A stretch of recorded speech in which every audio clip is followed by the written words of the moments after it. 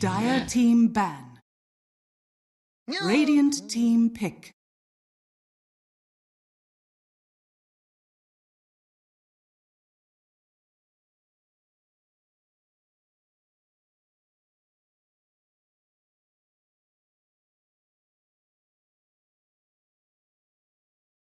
Ten seconds remaining. 5 seconds remaining.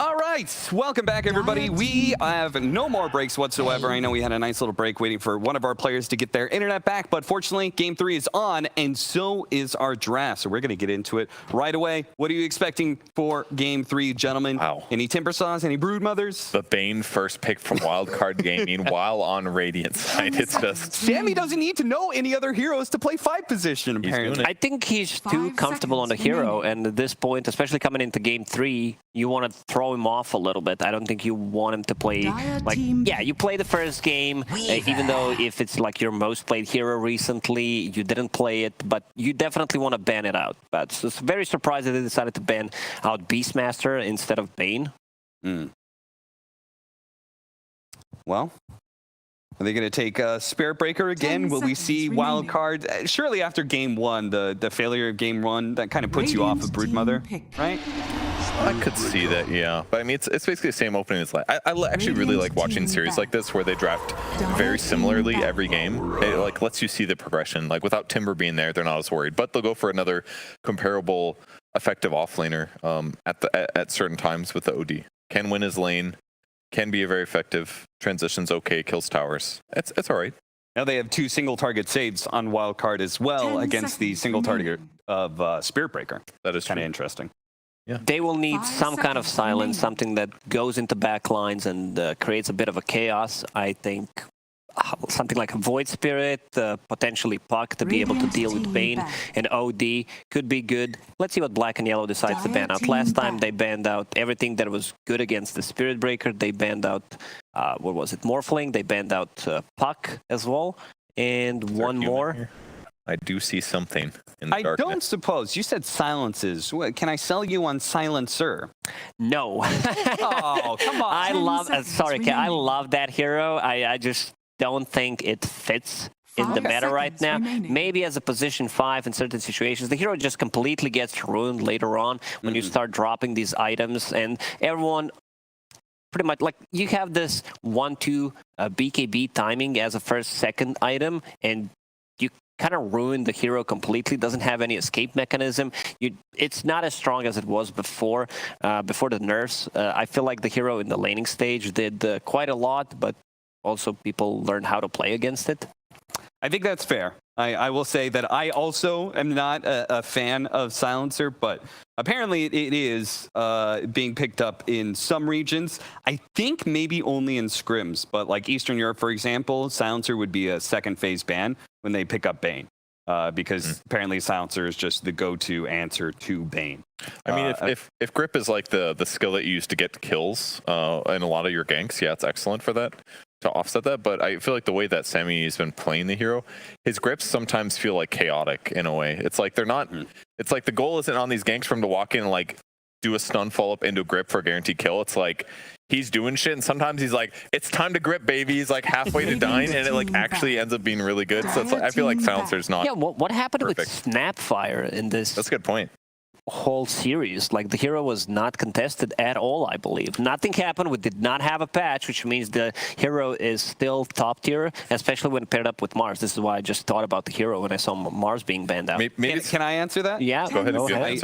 I did some research when I was in the other regions, because Snapfire was being picked up a lot, and it fell off the face of the earth. And I was like, what's going on? This last week, our 3-week segment, there's just no Snapfires anyway. And I went through all the regions. Snapfire was only had a positive win rate in one region.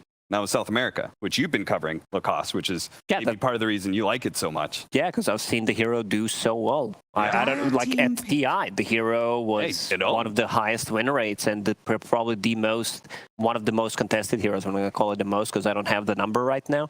So yeah, Wildcard Gaming, they decide to ban out the puck. They don't have enough control. Bane straight up dies, especially if you go for the Witchblade.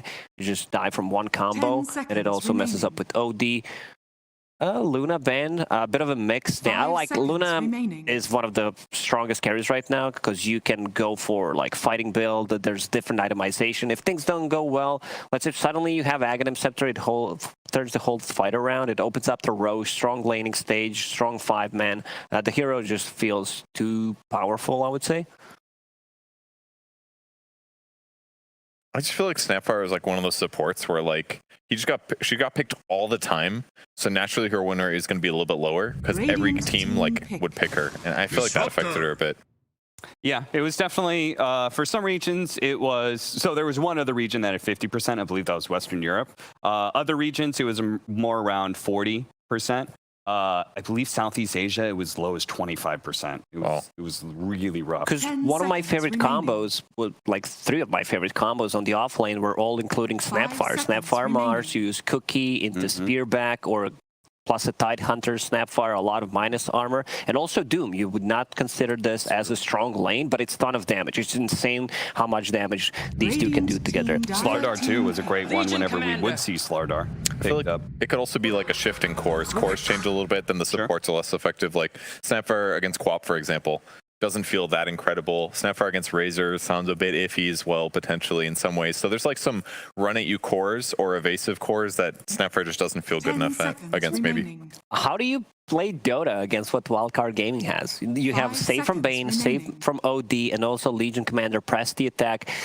Disruptor's okay. You can glimpse Bane once it's maxed out from a very long distance, stop that grip, and also silence to be able to control. But you also picked it into OD, which is kind of a self-counter. Once Legion Commander picks up the shard, which is going to be eventually, like your ulti is not going to do anything. So it's very hard for black and yellow to just lock onto one target and go for a kill. And all they have is single target. You have Storm Spirit, Spirit Breaker plus Fever. You have no AoE. You have no team fight whatsoever. Like Disruptor brings a little bit, but it's going to be very hard to execute. Yeah, that's a really good point. The Legion Rubik really did open things up. And Disruptor is supposed to lane against Legion, who's just going to dispel off the nuke anyway, so it's like there's just a lot of things going against them right now. If they get aggressive though, I don't know, they need to disrupt, right? Like Spirit Breaker needs to charge through everybody while Storm and like they follow up with like Disrupt ulti and Storm picks people off. That's rest like of the Wildcard Gaming, hands off keyboard, they're not touching anything. It's gonna be very hard for them to just go on one target and straight up kill it because they have multiple saves.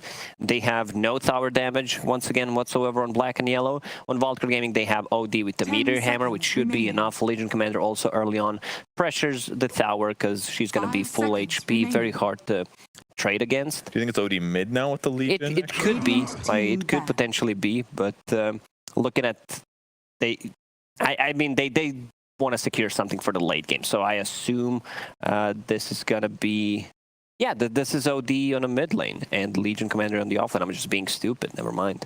So we've got Eve's hero next picked up for Wildcard. You guys already seem to quite like the way they've countered black and yellow. How do they finish them off with this last pick carry? Once again, it's a good PL game. I love PL in the situation where you have like no AoE, no team fight whatsoever. Like you can't go inside the Roche pit with these heroes. Maybe you can go in with a Storm, try to snatch the Aegis, which is going to be very difficult. Like Rubik, okay, they ban out Phantom Lancer because I mean they have some AoE with Rubik and Legion Commander with overwhelming odds. Okay. Yeah, he can just doppelgang though, so you're right. Like PL would have been good against both lineups decently well. I will say, as playing Legion Commander, I'm an off-lane player, but I'm not the biggest fan of Legion. I always feel bad in a way playing against PL because I'm like, ugh, I got to go 4-1-1 when I want to go 1-4-1 or even 0-4-2, right? I want to max out, press the attack, and just right-click people. I don't want to have to worry about maxing out my nuke because it makes my laning so much worse. Yeah. And I think this is the perfect pick. They that's why they banned out Phantom Lancer. Is there anything that can mana burn Medusa? Black and Yellow, they put themselves in a bad spot. Like, it would have been a really good Ursa game. What if Shaggy plays Invoker and buys a Diffusal Blade? There's a non-zero chance that happens. That's a 15-minute game right there. That could happen. He does like his weird item build sometimes, and TB is going to work too. That's a lot of physical damage. He can sunder some enemies when she's a little real, which it will this game. Decent matchup against Medusa in some ways, right? Like Reflection is great against her. It's going to deal a decent amount of AoE damage. Seems okay. Outranges Medusa. That's one of the things I always like about trying to deal with Medusa. Those Clinxes, snipers. Terrorblade kind of works. Once you hit like Scotty timing, which you'll hit a little bit faster, maybe about the same time as Medusa, but like decent damage. You can avoid the lane if things are going bad against the OD. It's like good and bad stuff about it. It seems okay. But it seems like I'm getting the vibe you guys are both enjoying Wildcards Draft a little bit more here. Yeah, for sure. It's very hard to approach a team fight considering they have also Medusa on top of it. So your carry also has a way of resetting the fight and saying, yeah, we're not going to fight here with the OD, with the Legion Commander. I think this is a very, very difficult game for Black and Yellow. Okay, then in that case, real quickly, how does Black and Yellow win this game? What is their way through to be able to get a 2-1 wildcard? I mean, you got to protect the TB, but they've got grip, they've got duel, they've got Rubik disables. They got nothing to save the TB, and also playing into duel is very tricky for Terrorblade. Just that long duration BKB piercing ability that's going to lock you down. It's a tough matchup, I would say. It's about initiation. If they can do the initiation right, they can win it. Okay, I asked for a solution, and my panelists just came up with more problems for Black. Well, that doesn't sound very good, but maybe our casters have a little bit more of an optimistic approach. Go to Synderen and hopefully Sunsfan. Prepare for battle. Synderen? Hello? Can you hear me? Hello, are you there? Synderen? Hello? Are you there? Yes. Synderen? Why did you abandon me last game? It felt great. That didn't really answer your question, but... Thank you for answering yet another non-question. Yeah, the last game was... I'm glad that it ended so soon after, because I don't know if people can stand listening to you all by yourself. For what it was worth, I had fun. Too long. For a little bit. So, it was okay. My guess is, I don't know what people are hearing, but I was solo casting and you were probably solo casting. And if we could have combined them somehow, that would have been really bad. So, game number 3, Synderen. Yep. Whose lineup? Do you agree with the panel? 30 seconds to battle. Not really. I think they're making it sound a lot more one-sided than it is. I do agree with a lot of the analysis they have about what makes the Radiant lineup tick and what it can do, but I feel like a lot of the times when you like triple dip in saves like this, it can get a little bit awkward depending on how the fights start. Like if so many components in their lineup do the same thing, they can still be broken apart by, you know, they need to deal with glimpse, they need to deal with Spirit Breaker charge that can randomly hit at angles they're not ready for, and covering the swarm is going to be super annoying. You can't save from that. It's going to stick to everything they have. It sticks on Banish, it sticks on Nightmare, it sticks on Press the Attack. So, you know, I feel like Black and Yellow have a decent shot at this game. I don't know if I would say they're a favorite, but I definitely don't think they're like super outdrafted or anything, but we'll see how it goes down. If Wildcard Gaming played this really well with their saves, it can obviously look really good. But I wouldn't, I would hold my judgment a little bit about this just being an outdraft. Okay, so if it's not an outdraft, how close is it in terms of percentages, would you say? Mine! I don't know, I have a really hard time calling this because to me the Radiant lineup looks kind of weird. So, I don't really know what to say. I'm just going to say 50-50. The weakness that I see in the Radiant lineup is how do you initiate fights? You have one hero that can do it, which is Legion Commander, and that hero can just get glimpsed.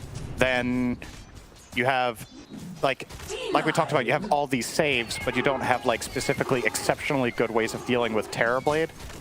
You can duel his BKB, but nobody's going to kill him in duel, because OD can't do any damage. Legion is not going to be farmed enough, likely, to kill Terrorblade, and then you have a Medusa who's not going to do it on her own. So, I don't know. I'm just not as negative about it. Yeah, let's just see how it plays out. At least the laning stage, I think, should be pretty even for both teams. The mid lane is fine for Storm for the time being. It's going to get super annoying when OD gets his hammer, but until then, Storm will be okay. Bottom lane is, I think, going to be largely a wash. And honestly, top lane, I think, slightly favoring Wildcard Gaming, because Disruptor's first spell is going to be hard to use against Legion Commander. But at the same time, they don't do the best job at pressuring Terrorblade with these two heroes, so he should be able to farm. And what are your thoughts on Legion? I mean, I feel like we've had this conversation 1,000 times, but has anything changed with Legion? Is it still you're picking her for the press the attack save, and that's essentially her job the entire game, is to just be able to itemize, be able to put herself in position to save people? Or is there any way to actually turn it more to an offensive threat?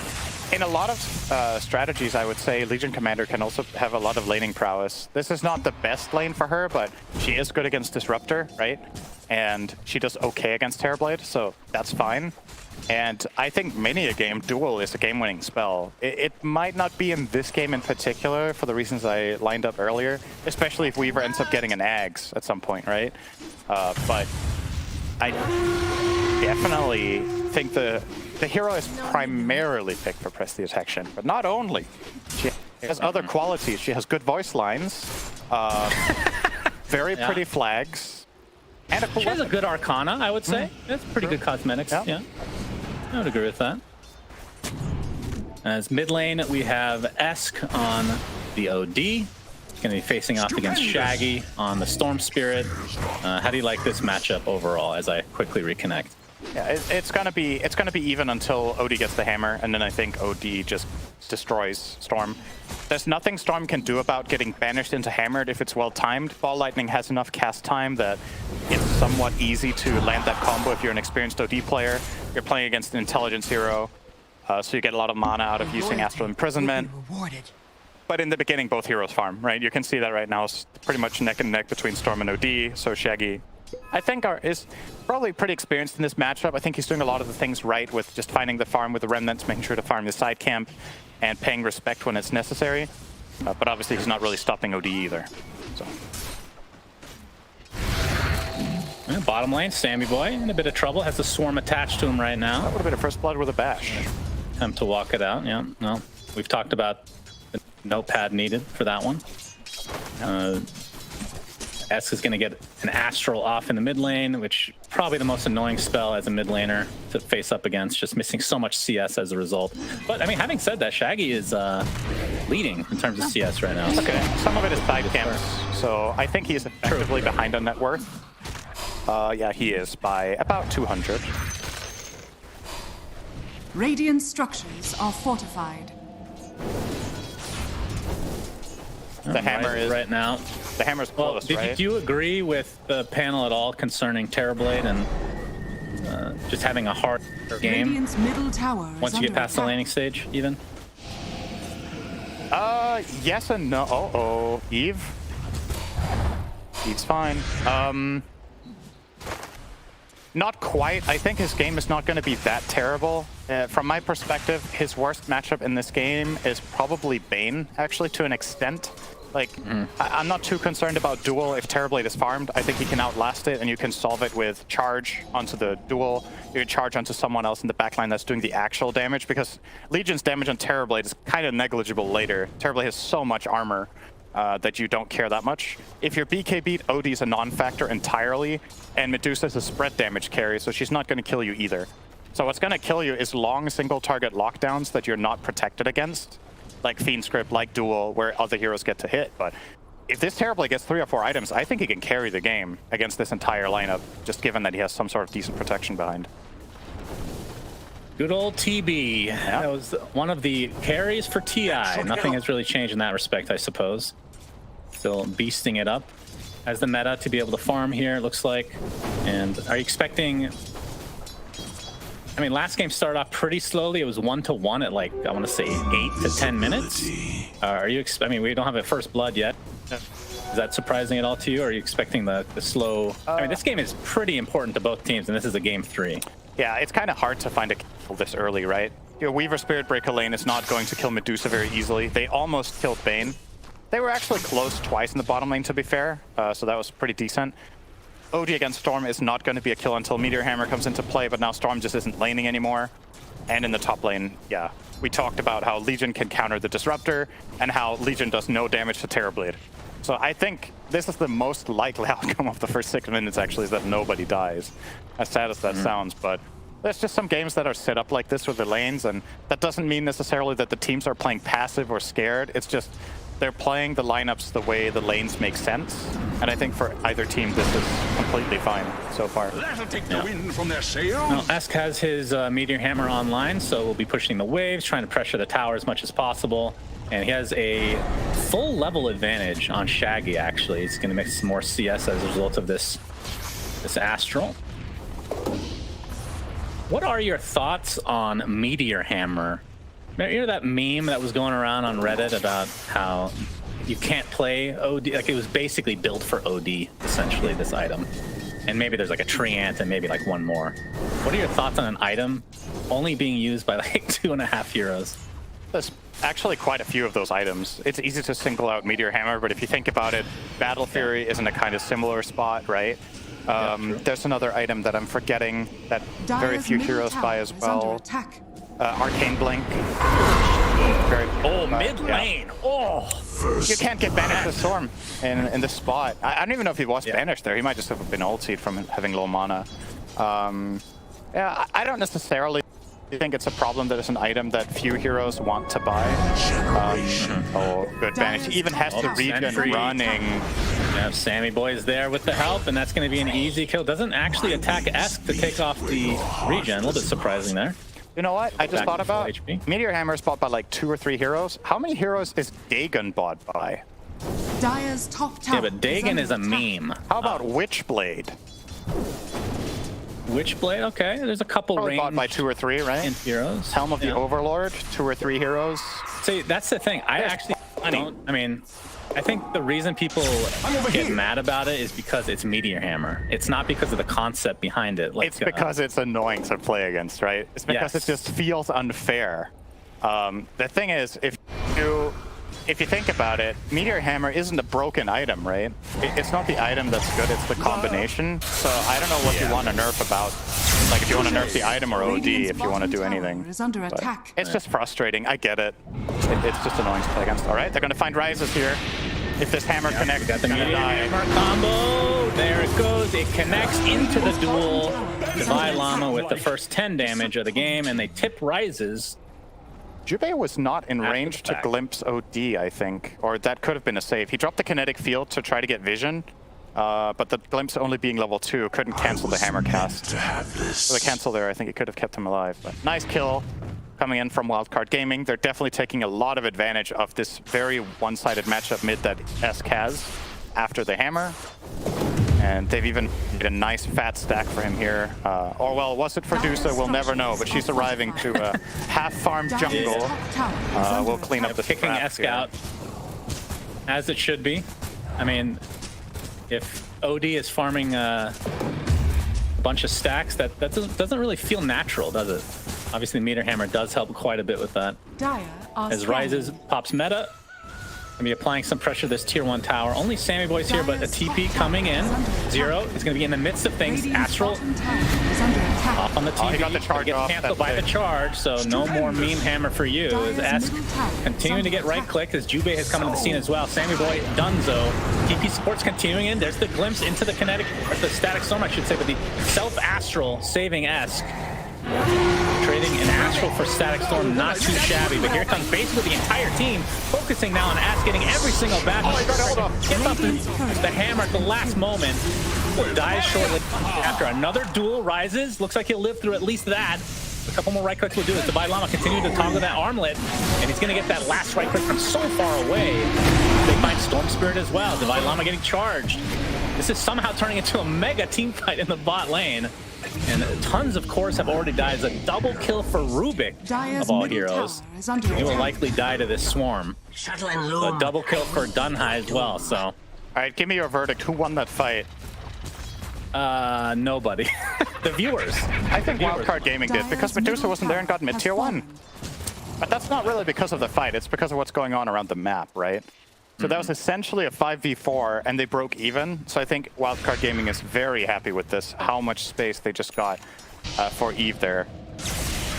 already having Dragonlance Treads building toward a Yasha. Bot lane. Sammy Boy is going to be dead again. This will be his third death of the game. And likely the conceding of the tier 1 tower in the bot lane. You can see that they're pinging top lane, so might look for a trade. Really important there that Rises finds the range to get the Nightmare taken off with an illusion. If that charge doesn't come out, they get destroyed here. And Clutch self-banish here as well. Really saved the fight for them. So some good individual plays. I'm not sure if you caught it during the fight, but the duel from the Llama that we're going to see here, as I guess we are staying in the replay the whole way. Just look how little damage he does to a Terrorblade. He has Armlet toggled on. Yeah. He's taking like 30% of his bar with 2 procs of Moment of Courage. And he is good old Legion. He's pretty farmed, right? So it's just the matchup. It's just a high armor hero. Charge, 21 armor. Charge. This fight was great, actually. Oh yeah, Wildcard Gaming should be very happy with that.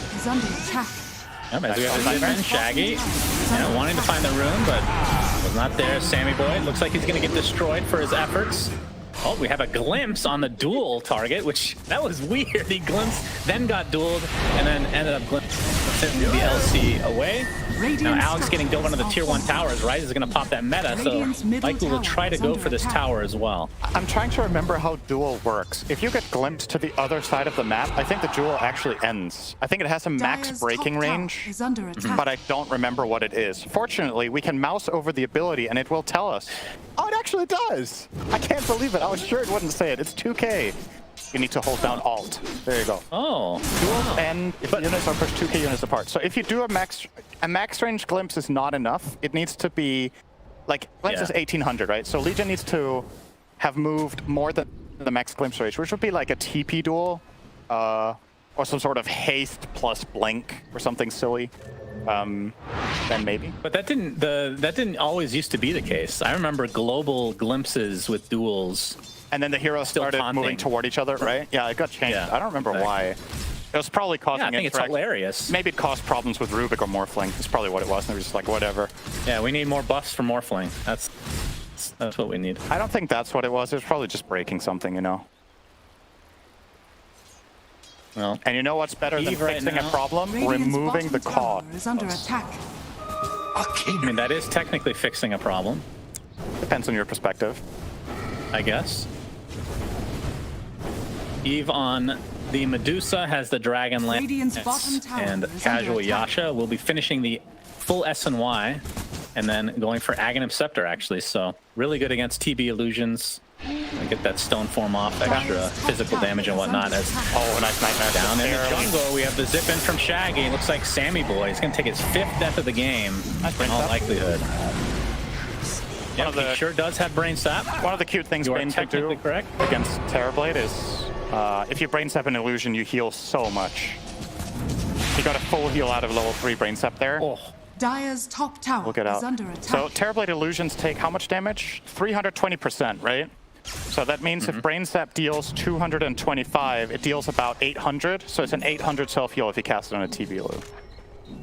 It's pretty nice. Yeah. Radiant's middle 2K network lead here for wild card. Did I say 800? That was terrible math. It was like 700, Shan. I needed to correct that. This is just proof that I literally don't listen to you. No, it's proof that you can't calculate anything. That too. Well, yeah, I mean, there's a certain point where I just should give you the credit where credit's due, right? Because you're often right, and I'm not. Oh, you were about to say more often there, but you stopped yourself. Oh, rip from Sammy Boy. He's going to get glimpsed, though, but there's the ult from S into the Astral and into the death for 0. That's a somewhat expensive kill. They used Hammer and, well, not Meteor Hammer, the other Hammer. Sanity's Eclipse and Fiend Script for a position 3 Spirit Breaker. This could open up an opportunity for a play for the Black and blink Yellow. From Divine Llama. He needs another proc. He does get it from that Moment of Courage. Damn, he does a lot more damage to Weaver than to Terrorblade with that, huh? Shocking development, I know. Unbelievable. He has the Blink Armlet, going to be finishing off Phase Boots and then going for the Shard.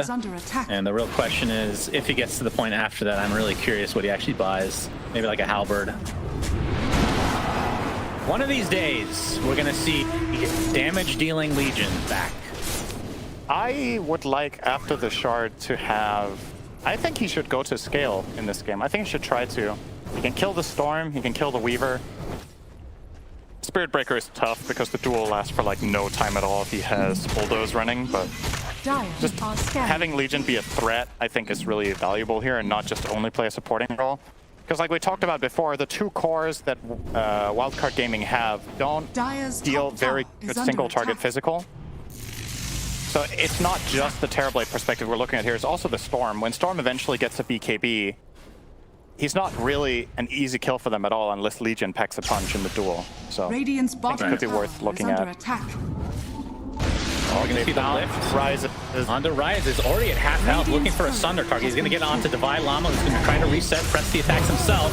Another strike now onto Esk, who's stuck in a really precarious spot, but you see the Static Storm basically applied to Sammy Boy. And they will find that kill along with Esk. Just a long-range right click from Rises is enough to finish the job, and this tier 1 tower has barely been touched. Did they get that charge? Pressure here, Divine Llama. Middle tower is under attack. Alex gets glimpsed back into the kinetic field. Shaggy still has a respectable amount of mana left. So you can see that they're not super eager to go too deep here. Don't claim the tower. This is a good move from Black and Yellow. They take advantage of the OD ult being on cooldown, the grip being on cooldown. They make a quick move. Now they're going to find Alex. Counter duel though. Target Alex is donezo. Back is actually going to save Divine Llama for now. It's a 1-for-1 to start this fight. Nightmare is going to be taken off, so Rises can run away, and that means Jubei might be in a world of hurt here. Regen on Storm. Is he going to use it? Kinetic field, but the blink out from Divine Llama, easy chop down. He did activate the regen. I think they're going to look to re-engage. Shaggy is visible on a ward though. He's just farming with it. Over here now. They are walking towards him, but you're right. They have blink duel in 15 seconds, still a ways away. Radiant are scanning. If they find Divine Llama here, they could just kill him with Spirit Breaker Storm, but do not seem aware where he is. It is a Radiant ward providing the vision there. Just going to chill. So, yeah, all in all, still a very close game. Over here now. I'm still looking for that timing when Terrorblade starts getting really scary. I think when Scotty comes out, it gets more and more worrisome for a wild card here.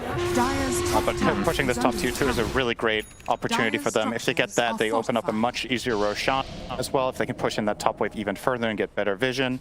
Their lineup is pretty decent at killing Rosh. OD is a lot better than it used to be, obviously.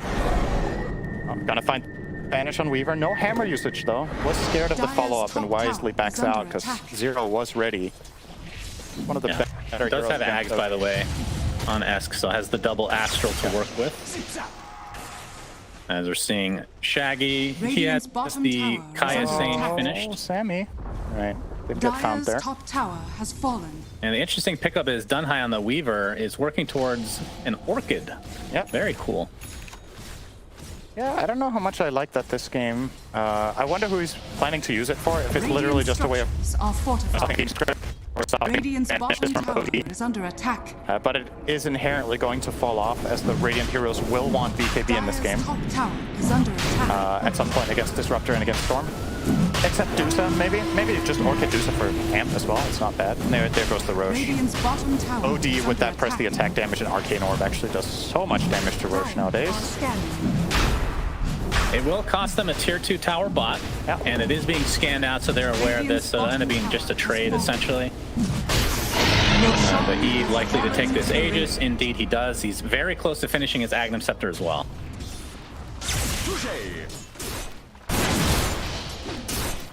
I wonder when the BKB is coming out for OD. So he's buying Lens next, has it queued up at least.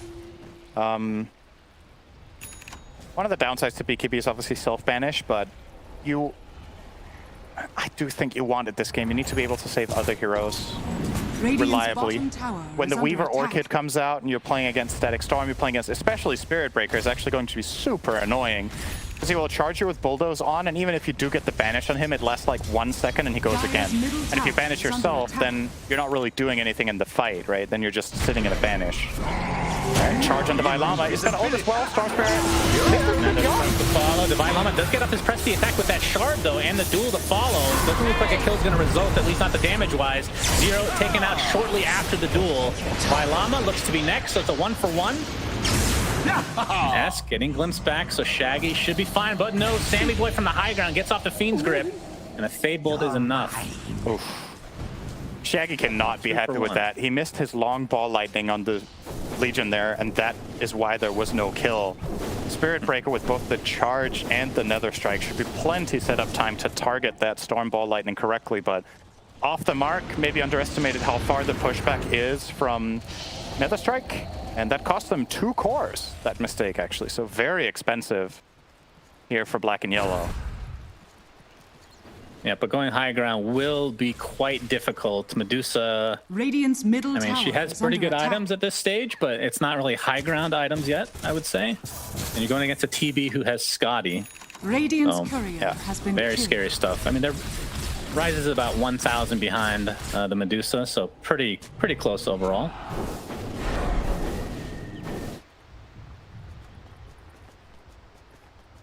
And you can see Alex sporting that Shikuchi now. Has the Yule Scepter, so it can cancel off the Bulldoze from 0. Yeah. I'm a little bit surprised they didn't. I mean, I guess Bane really needs. Is he going for Aether Lens or something? He doesn't really have anything right now, but lens. the double Yules wouldn't be too bad considering you can't really always bank on Rubik getting it off, but he does have Arcane Supremacy for a little extra cast range, I suppose. It feels like the Yules just shuts down Spirit Breaker pretty well. Like the whole charge in, Shadow Blade out, with Bulldoze on the whole time. Yeah, to deal with. The thing is, if Bane wants to Yule Spirit Breaker, he needs to put himself in a pretty compromised position, right? Bane wants to stand really far behind and just cast Defensive Nightmare and then a situational grip. And what enables you to do that is the lens. Here we see the replay. So that ball lightning there, if that connects, Legion Commander might just be dead on the spot, or at least down to like 5 or 10%, and then he would die now. But instead, this is taking longer and longer and longer, and finally Shaggy gets Yules because it takes so long, and that means time is there for Sammy to connect and get that Storm collateral. So it's for yeah, you. It's nicely counterplayed by Wildcard there, but a better ball lightning could have really made that happen. So sitting at the 3K net worth lead now for Wildcard. Do you think that puts them at a very heavy advantage? I mean, they have the Aegis, obviously, but I mean, actually, the better question is, can they go high ground? Not yet. During this Aegis timer? I don't think so. I think it's very unlikely that they will pull that off in 2 minutes. Medusa's base damage is not good right now because she went Ags and Sanjin Yasha, so you don't have like, you know, Butterfly or something like a Daedalus to get massive single target building damage. So I don't think that should be the plan here for Even. It's not a problem for them per se to just play it slow and keep building up. Their lineup does scale very well with Legion as well as OD as the other 2 cores. But you are obviously facing a Terrorblade who will get big. Like, that's just going to happen now. He crossed the threshold where it wouldn't get difficult. My question is, how are they going to deal with his BKB? Because that's coming up very, very soon. And I don't know. I don't think they can kill him in BKB currently. Not at all. That's a little bit scary. Might need to just kite it, like keep saving the heroes he's targeting, buy time. And then when it runs out, that's when OD just kills him off. Oh yeah, I feel like there's plenty of opportunities for both teams to still win this game. So do you think you talk about you don't like the idea of having 3 heroes, or several heroes for that matter, having a similar kind of task at hand when it gets to the mid to late game, which is saves, right? Is there a point of the game where that becomes more of a benefit? Like, does it get better as the game goes on? Or does it get worse? How to say, it's not necessarily bad, right? There's been major winning strategies that have like 2 key saves. It's more that, like, think of it this way. You know, there's some games where you have, let's say you have Ravage, Chrono, and Black Hole, right? And then it's like, okay, how do we set up a fight with these spells? Like, who goes first? You need to make sure you don't stack them on top of each other. You need to make sure that they feel valuable when they get used. With the saves, it can kind of be the same thing, right? Let's say someone gets jumped, and then you immediately both try to Nightmare, Banish, and press the attack him, because all your heroes are in range. You need to make sure you don't waste all your saves in one spot. You need to make sure you don't use the wrong save, because Astral can be worse than press the attack in the right situation, and vice versa, because press the attack gives magic immunity, the other one banishes you. And the third one sleeps you, right? So I'm just saying you have options, but it's not as easy to play as it might sound. It's like, yeah, it's great to have all these options, but if they kind of counterplay each other if used incorrectly, then especially if you're not like a top echelon tier team, there's room for mistakes, right? There's risk of mistakes in these moments. So I think it's fine. I think especially for me, the sweet spot is to have 2 saves. I think that's a great amount because then it's less likely that your heroes end up playing very similarly in the fight. And if you do have 2 saves, there's also less risk of overlap, right? So that's why I think 3 might be a little bit on the edge. But, you know, you could just choose not to use the Nightmare as a save most of the time or focus more on the grip, etc. So they can play around it. So again, if you're just joining us, this is game 3 of this best of 3 for Wildcard Gaming versus Black and Yellow. So I'm looking at the records right now. Wildcard coming into this series was middle of the pack, and Black and Yellow bottom 2. But of course, in terms of like win-losses, they're pretty close together. I believe if Black and Yellow wins this series, then they end up essentially tying Wildcard Gaming. So a lot's on the line. You don't want to be bottom 2. We all know Arkosh Gaming will be in that bottom 2 discussion anyway. So the question is, who will be the second of the bottom 2 Cinderin? Right now, it's simply TooBased, but I feel like their roster, you need to look at what their schedule actually was, because roster-wise, they have maybe the most recognizable team outside of the top 3 teams that we've talked about so much coming into this tournament. Are Arkosh mathematically out? No, I'm just making memes. I mean, they might be close. I think they've won 1 series, right? They're 1-3 for series. Right. Okay. There's lots of things that can happen.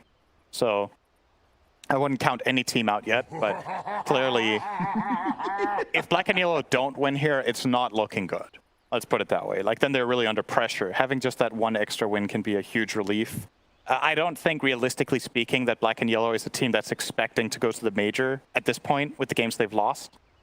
So now you're playing to keep your Division 1 spot for practice, to get better, and to, you know, keeping this spot is quite valuable from the perspective of just having, like, quote-unquote free prize money in the next season, right? You guarantee that spot. I think the prize for getting around the middle of the pack in the NADPC is about 25 grand, if I'm not mistaken. So, or is it 20? It's probably like 20K-ish. I'm going off memory here. I think, let's say it's 20K for staying in the middle of the pack. Then you have that locked in for next season as well, and that's, you know, it's nice. Well, these players are not just playing for fun, so. I mean, yeah, were you just double check. Surprised that no major changes were made to the DPC? We've talked about this, of course, on the old pod, but haven't really picked your brain about DPC-related stuff in a while, because I think they kept... I'm trying to remember what detail that I was hoping that they would change. Obviously, the prize distribution. It is 25 grand for middle of the pack. 22,000 plus 1K per placement, and then top placement is 30K instead of 29. So very close. Anyway. I mean, tell me this.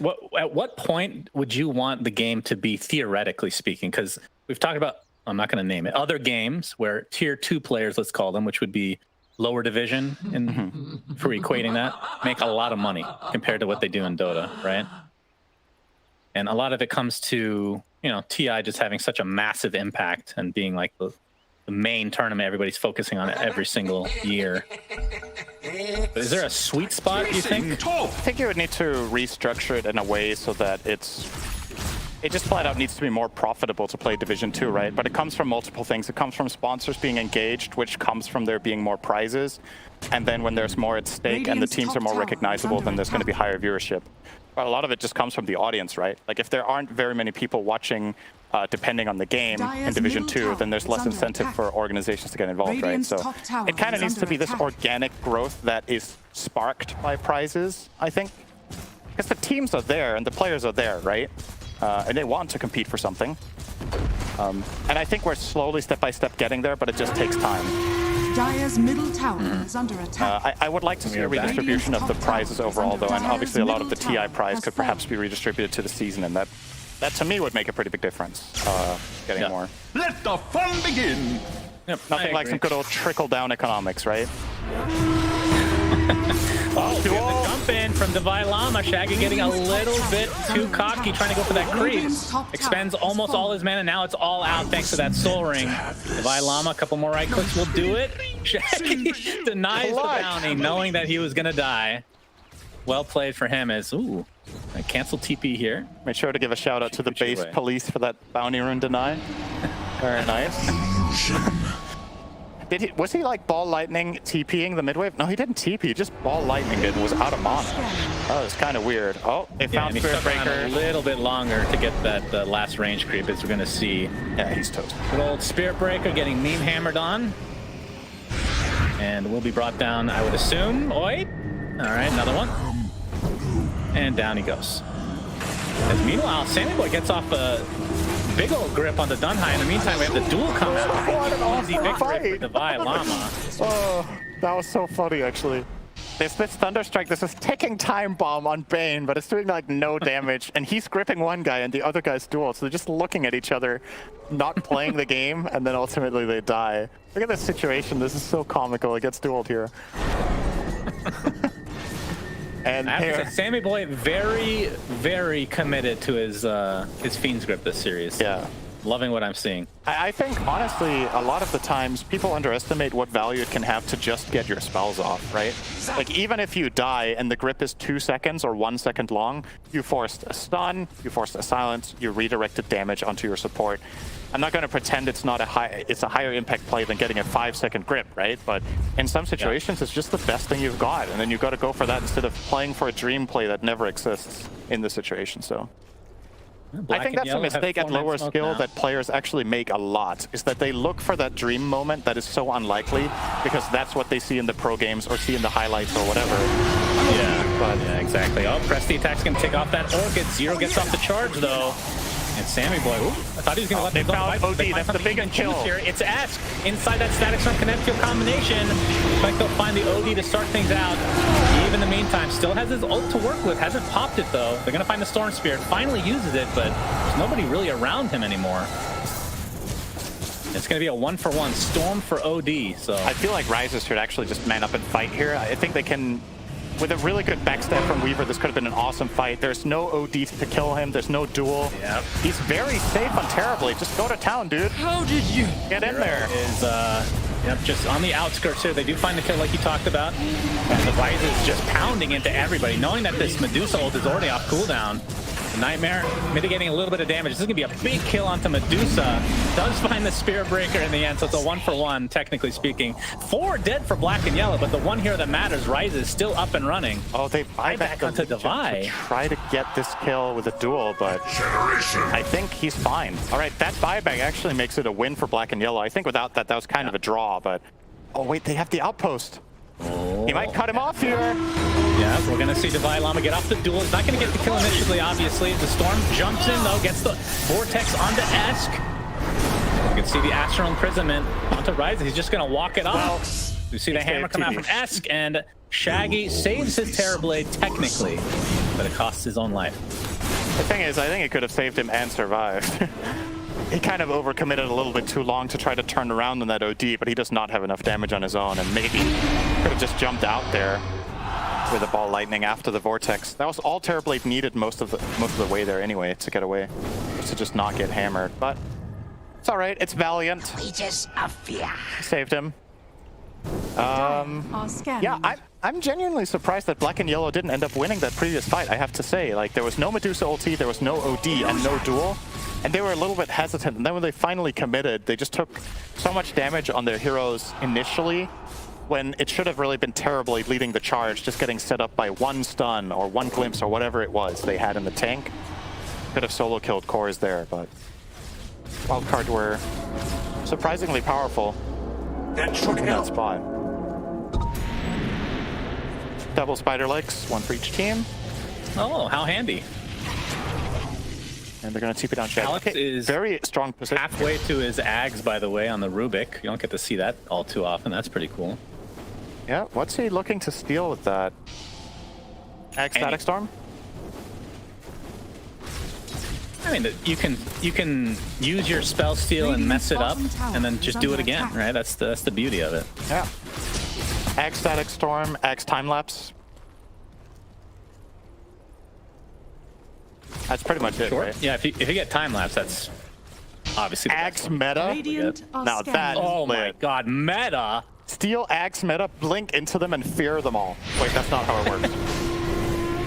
Oh, wait, it is how it works. You could do It that. is. You Yeah, could do that. Yeah, you it's can its do own that. spell. So. Yeah, you can do that. Oh, we have a smoke from black and yellow. I think they know that Roche is occurring right now. Sammy Boy is going to take the brunt of this damage. He's taken out in quick succession, buys back into the game. You can see the meta already popped here.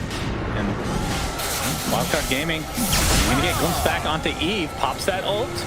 Everybody else runs away, but I don't think they can finish Roche. He's not low enough right now. There's a duel. It's going to be a successful one for Divine Llama onto the Spirit Breaker, who buys back into the game immediately. There's a static. Oh, they found Ash. Onto the OD. This is a huge kill if they can find it. They don't have that much damage. They'll press the attack, keeping them healthy for now. You can see the right click from the sideline rises, trying to go to 10. That's a shard with the Astral Spear or Imprisonment. There's a huge hammer from Ash. It's not enough to actually find a kill as of yet, though. And Zero finally taking some right click damage from Ash. He's going to find another one. Double kill for him. Buybacks galore. Shaggy's come with all the mana in the world to work with, and now they're focusing on the rises from the sideline. Not able to get a Sunder off. And this is a basically 5-for-1 exchange with tons of buybacks from black and yellow, and Shaggy might be finding his way to the grave again. Uses all his mana to buy Llama, jumps in. That is a dieback onto Shaggy as well. That's 2 diebacks for black and yellow. It was 3 buybacks overall. This should Yeah, that was the leave Roche completely open, or maybe even a full set of racks. That was a huge loss. So look at this situation. Like, Terrorblade is isolated in the middle of the river alone. The relative positioning of their heroes is just a little bit off, right? You want Terrorblade to stand so that he is playing around his team rather than being isolated on his own there. And they just get into this awkward spot. And that OD hammer, like you said, coming out just here before S gets in trouble. So much damage. Hits on 4 heroes. And that really sealed the deal on that fight. Huge ulti from Esk. If he dies earlier in that static storm, because Terrorblade is in a better position, totally different story. Oh, they got another duel victory for Divine Llama. 120 extra damage. Legion's looking good, Synderen. Yeah! Yeah, press the attack, baby. Full set of racks in the mid lane. They're going to get at least the melee in top, and can probably just back. Oh, glimpse. Go for Roche, but there's the glimpse. Press the attack counter. Good, clean stuff. Yep. And this will be the second Roche, so that's going to be a shard. So OD already has his. Where's the body? Terrorblades is kind of meh. Oh, that's the other team, of course. Yeah. Doesn't change the fact that Terrorblades is kind of meh. I think, okay, right? you need to tell me this. We were just talking about Rubik Eggs, right? If you steal Metamorphosis, you don't get the spell that Terrorblade gets if he has Ags, right? That's a separate spell. Terror Wave is a new spell Terrorblade gets. So you don't need Ags to steal it. You just need to cast Spell Steal after Terrorblade uses Terror Wave, right? So I think that's true. That's unrelated, I think. So the things he can steal with this Ags that he does have are Static Storm, Time Lapse, and that's arguably it that you would care about here, right? Yeah. I think so. I mean, you focus a lot on that. I look at the cooldown as being the biggest reason you usually get this anyway, right? Steal Electric Vortex, and then you blink in and use that. How about that? Wow! That's actually, that's Black Hole. Rubik's Vortex would last hard to so long. It's true. Well, that's 2 sets of racks, Synderen, in favor of Wildcard Gaming. It looks like they want to finish this with this Aegis. Still 4 minutes left. And I assume Eve just wants to finish up that butterfly before going down the bottom lane, which still the tier 1 tower is standing. Yep, he's got it. It's coming on the courier. Shaggy trying to take out some extra waves here to prevent the inevitable push, but obviously they can just go through mid, they can go through anywhere.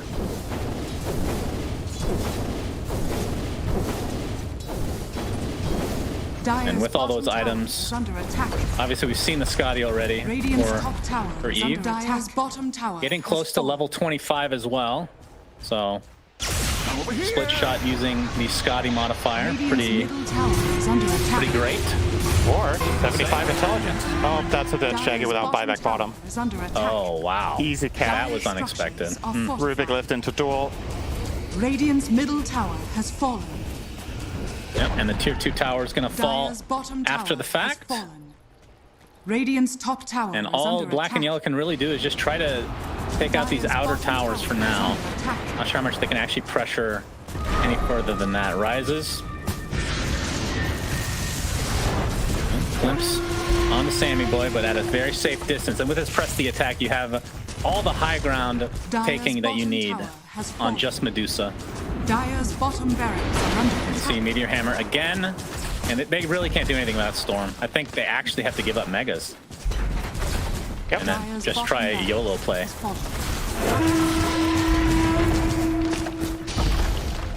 Dire's bottom And that is going to be barracks Mega has fallen. Creeps for Wild Card. We're going to see the glimpse on the Eve. It's for you. It's the big Looks like the panelists were correct, Cinderin, and you were incorrect, About? favoring one lineup over the other. You gave a Dire's very... top Oh, that was Mega Creeps. You are incorrect about Mega Now Creeps. has Mega Creeps. Now it is Mega Creeps. Thank you. Well, we can both be wrong in the same game. It's fitting, as always. All right, last-ditch effort here for Black and Yellow. They're going to triple smoke, as Eve is still going to continue to go to town on these tier 4 towers. SNY picked up by Rises is kind of a last-ditch effort. And Eve's very close to level 25, by the way, not even probably needed at this point. He's going to pop his ult. Creating a lot of space here. Shaggy used most of his mana already. You can see the Astral President being used to full effect. Kill onto the Weaver into the buyback. And now, looking for potential kill here on Ryzen, who pops the BKB, but is getting gripped on the sidelines. It's off the Sunder in the last moment. Eve took a lot of damage as a result, but remember, still has his Aegis working and ready to go. He did go for the split shot, uses modifiers, and just going to town on everybody. But they do lose the OD and the Bane. And Alex getting bashed by Zero as Eve trying to clean things up. Well, they do lose several heroes. Don't think they can actually finish now, but we'll see. As Divine Llama still does not have duel for another 10 seconds. Zero looks to be just fine. Oh, they're Going gonna to charge in again. Yeah, with the Swarm to follow from Dunhai. As the Orchid applied as well. But Spirit Breaker almost damage. died to Blast Rig. That would have been really funny. Wait, how much damage does that do? It's 200, I think, when it explodes, right? 300. 300 damage. Yeah. He almost died to the Blast Rig. He definitely wasn't accounting for that. What You a know way if to go. I'm assuming it's magical. Does it say? It doesn't say. I think it's magical, yeah. Surprised Eve's not going for Satanic, but probably doesn't really matter too much. I mean, has the split shot, uses modifiers like we said, so... He seems Mjolnir pretty does make invincible for sense. now. Until Terribly gets an MKB, I don't think he's too worried, to be honest. I'm just waiting for their respawn time. I mean, I don't think you need to wait for the next Roche, but maybe they play a very disciplined approach here. Did you notice Medusa's win rates there with the talents? No. She has over 70% win rate when reaching level 25. Really? Wow. Yeah, so she had 71% win rate with the left talent and 75% win rate with the right talent. How often do they take the right talent though? 8% of the time. But it's more that Medusa wins 7 out of 10 games that are almost 7.5 out of 10 games that she reaches level 25. I think that's got to be one of the highest win rates for a level 25 hero. That is really high. Crazy. I mean, do you think it's just because it's one of these hard late game heroes, or is it that in combination with having a crazy 25 talent? Because if you look at Terrorblade, for example, I wouldn't say his are crazy. Like the Thunder cooldown, we've seen it be very crazy, but it's situational. I would imagine if you just looked at Terrorblade's win rates right now, it would be different. Yeah. All right, so OD's win rates are also insane on level 25. I think this is a much smaller sample size though. But I would imagine if you looked at Terrorblades, they're probably like 60 something. Because I think Terrorblade loses, yeah, they're like 65, right? 66. So that's the whole... That means Terrorblade in these late game 25 scenarios wins 5% less games than Medusa. That's quite significant, actually. Yep, Eve is brushing everybody. What are you gonna do, boys? You can't hit this guy. You have no true strike. He has Satanic. Gotta do something, man. You're starting to lose your base. All right, here we go. All right, there's the meta. So Eve trying to reset a bit here. Of course, he's extremely slow with no boots. Has to pop his ult. That gives him a little extra move speed. Very surprised. Are they... Hello?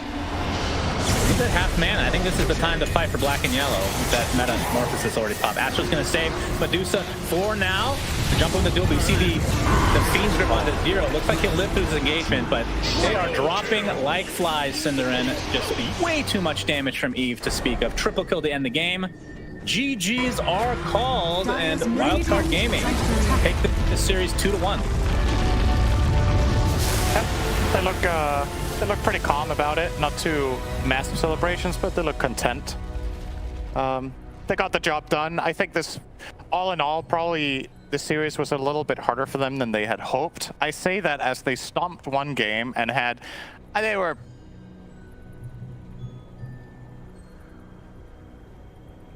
pretty much in control of this game, but I think a lot of people had picked them to win 2-0 today. So it was a little bit of a rocky road, but they did get there in the end, and they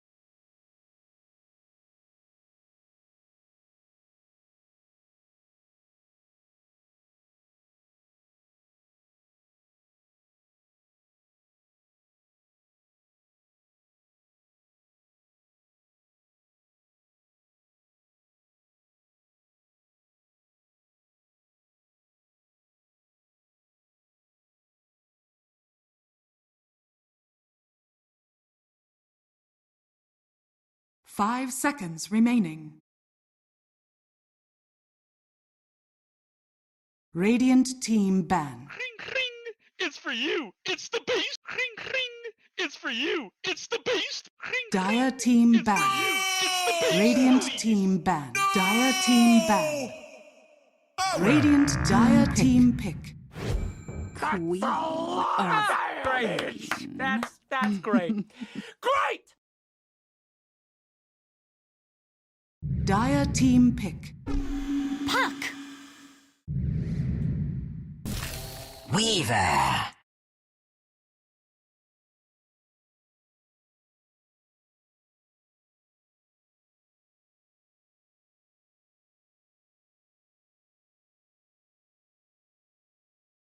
Ten seconds remaining.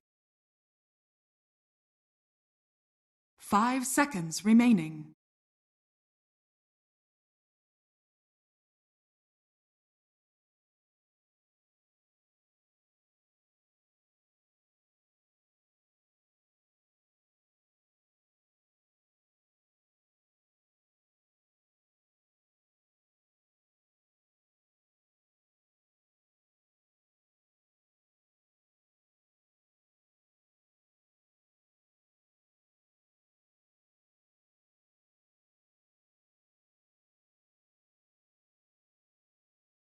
Radiant team ban. I speak for the trees.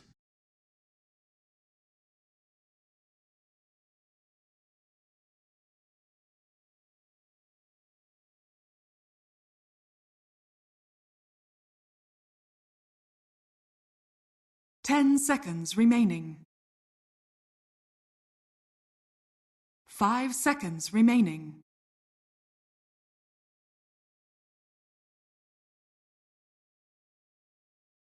Dire team ban.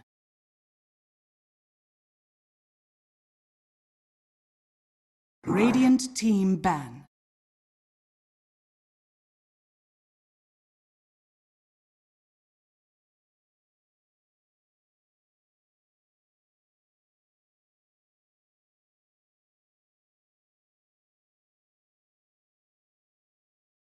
Ten seconds remaining. 5 seconds remaining.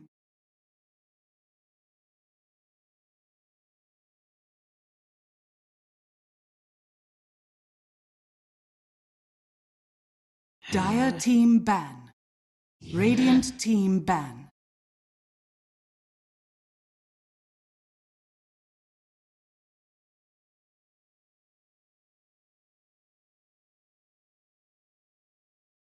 He had an important meeting at a theater that he had to go to. So 10 seconds remaining. What kind of theater? the kind of Movie theater theater. that you New call- Spider-Man you don't call movie it is the out. theater, you call it the theater. Oh, okay. That kind of It's watching Spider-Man, yeah. Dire Yeah, team with a ban. wine glass. It's one of those fancy ones where you sit in a comfy chair. I understand what you're saying. All right, they're going to pick Nature's Prophet again. The Arkosh Gaming Special can be flexed, but have seen Monkey using that one a bit so far. And then on the other side, simply TooBased Puck Weaver.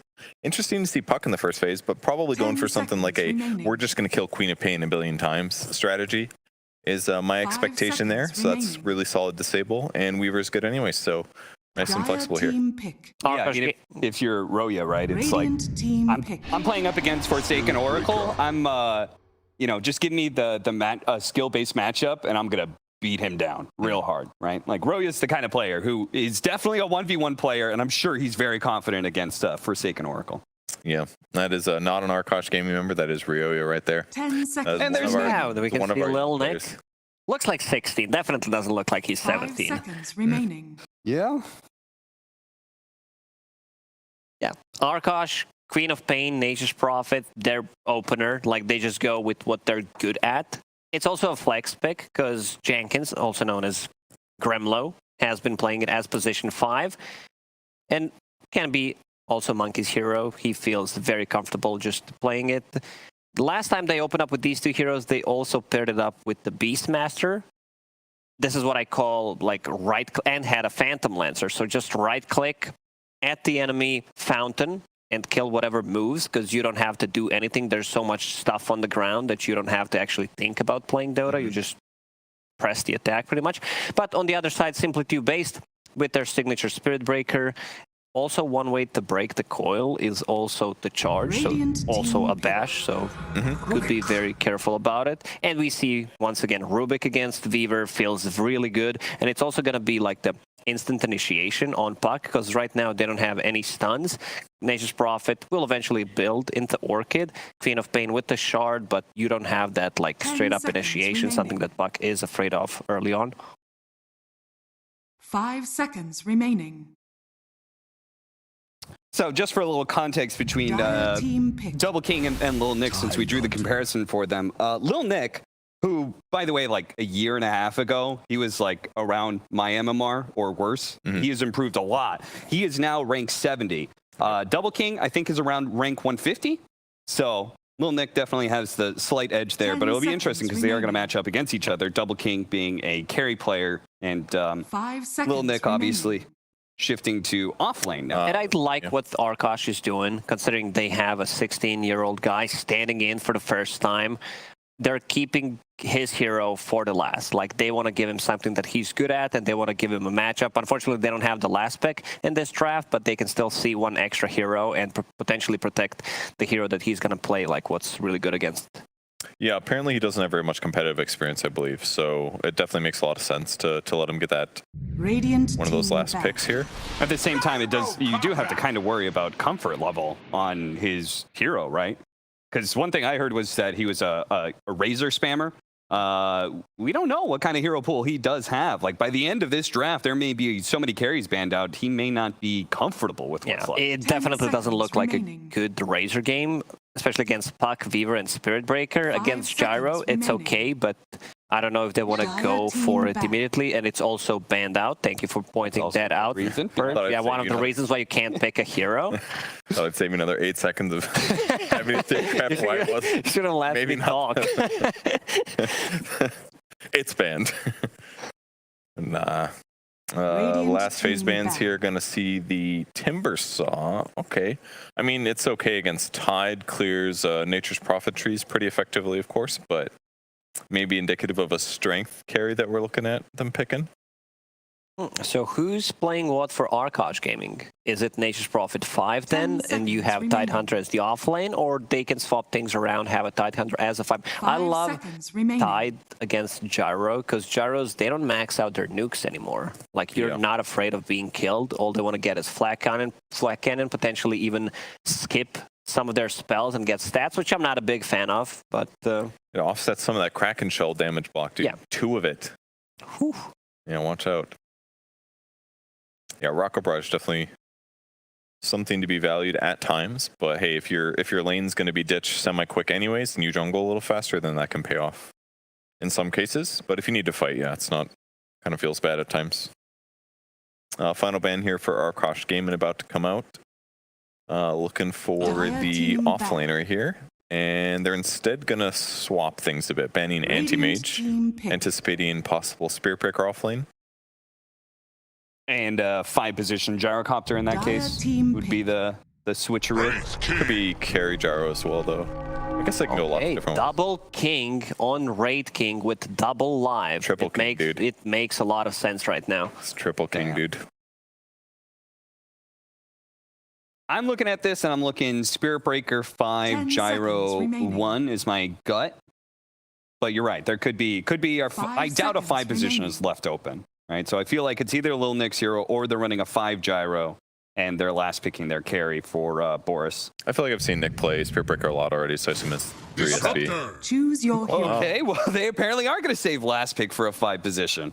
They needed, I guess the whole thinking was we need something so the Tidehunter can't like feel comfortable going into a team fight and getting a free Ravage off, because Weaver, Spirit Breaker, Puck, they can't even Gyro, like they can't control him. So Disruptor, one of the better heroes. I still feel Tidehunter just becomes too tanky, especially if he has a good laning stage where he gets a hood, and then like Static Storm is fine, but he becomes too tanky to burst down with the magic resistance, I think it's okay, but I don't feel it's enough. I also feel like Arkosh Gaming, once again, they have a good draft. It does look pretty good. I mean, I like Disruptor ulti paired with the puck, though. It layers some like disables in ways that like is going to hurt them no matter what happens. So I feel like the Disruptor pick is fine. Can't remember any of the heroes left. Are you okay with the Wraith one. King last pick carry against what, Gyrocopter, Puck? It's fine because Gyro's pretty AoE based, right? So I mean, if you don't get like double call down and you can like hit the back lines, it's fine. You do a lot of single target damage, which is fine against Gyro. You're relatively survivable against getting coiled as well, because even if you die with the first coil, then coil's gone. It seems okay. And it's a pretty straightforward hero for a player that is maybe not as experienced with like comfort heroes. I think Wraith King is relatively straightforward as a carry, so I feel like it's probably a good pick for the triple king. All right, Lacoste, it sounds like to me if you were to blindfold yourself to what teams are playing here, you'd actually be backing Arkosh from a drafting perspective? Yeah. Okay, and do you follow through on that and actually back Arkosh to win the game? Yeah, I think they're going to win this game. I think they have a very solid draft. They're uncomfortable heroes. All right, well, let's go check in our casters. The game's already underway. We've got Suns fan and Cinderin.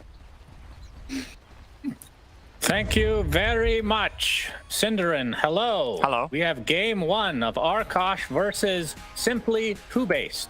Arkosh is bottom 3. TooBased is last. I would like to give a quick shout out to T-Rex. Happy birthday, young man. I'm sure that in time when you learn English and how to function as a human being, you will look back on these casts of Arkosh and appreciate this shout out. And if Happy you do birthday, learn young to man. function as a human being, I would love to hear who has raised you. Probably the 95% of that will come from your mother. No doubt. Or more.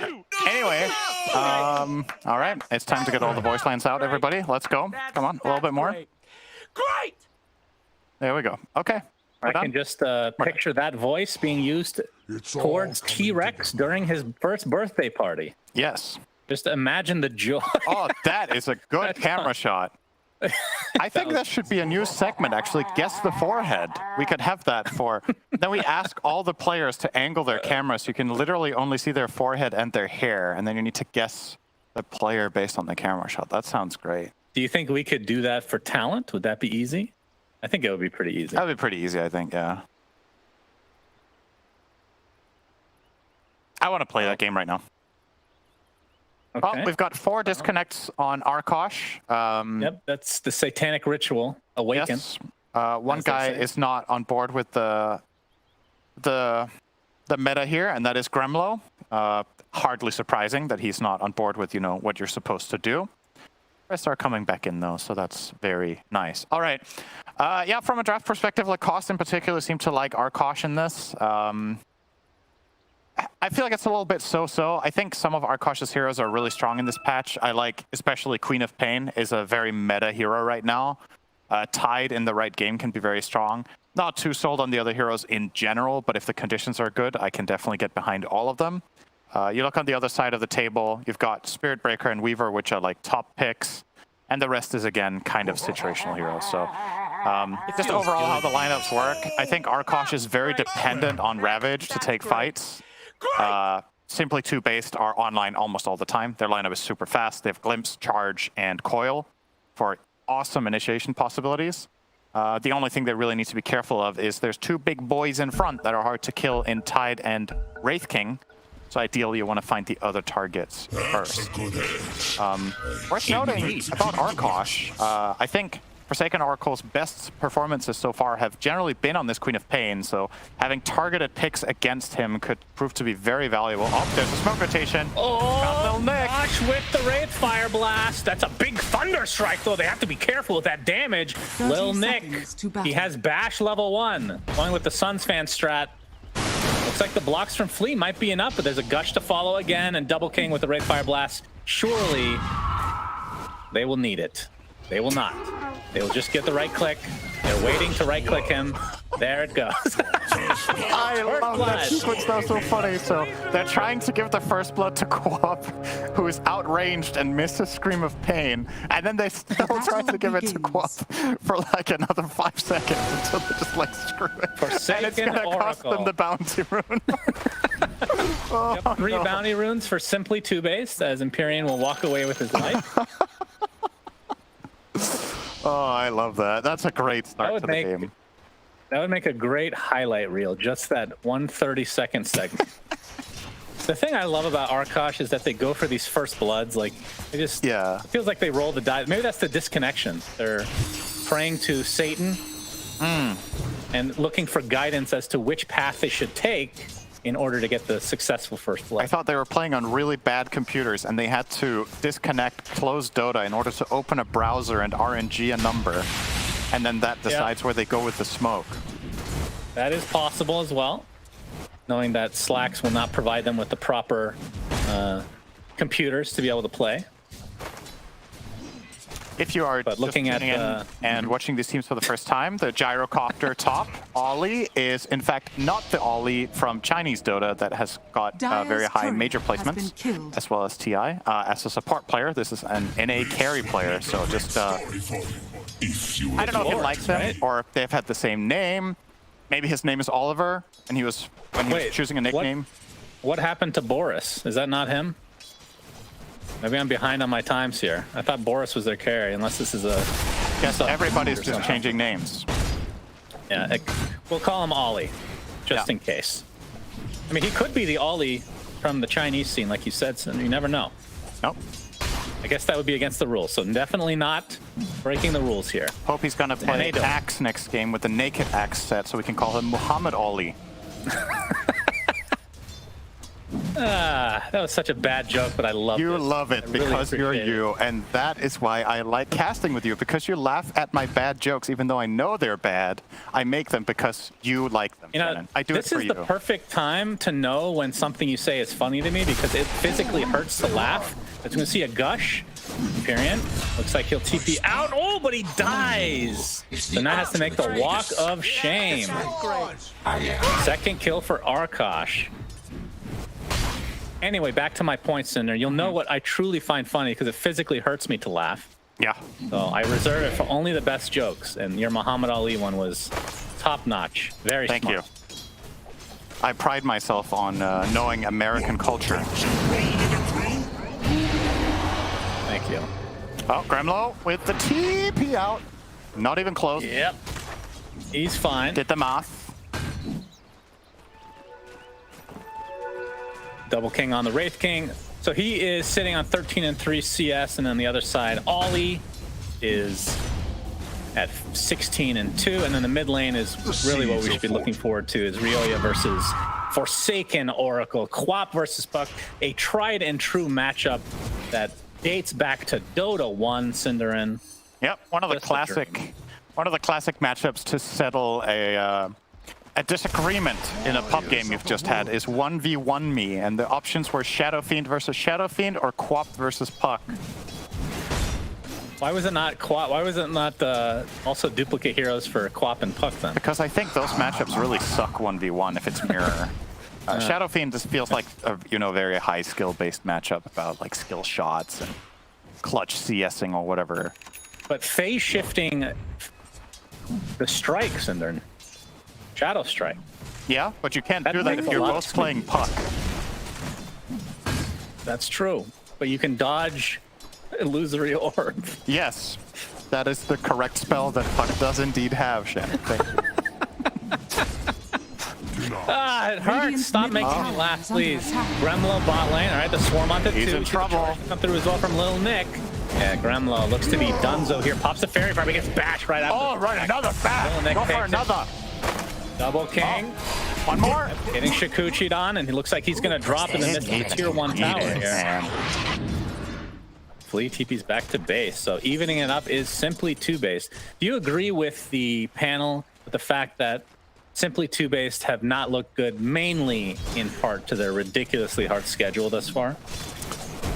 I'm not sure, because, like... Oh, hang on. Empyrean? Yeah, you're going to have to hang on, Cinderin. I know you really want to talk right now. Empyrean looks like he's going to limp away just fine. Ollie continuing with the rocket barrage. Oh, another gush. Empyrean staying around quite a while here. Looks like he's resigned to his death. Gets out the Thunderstrike. A nice tanking from Monkey.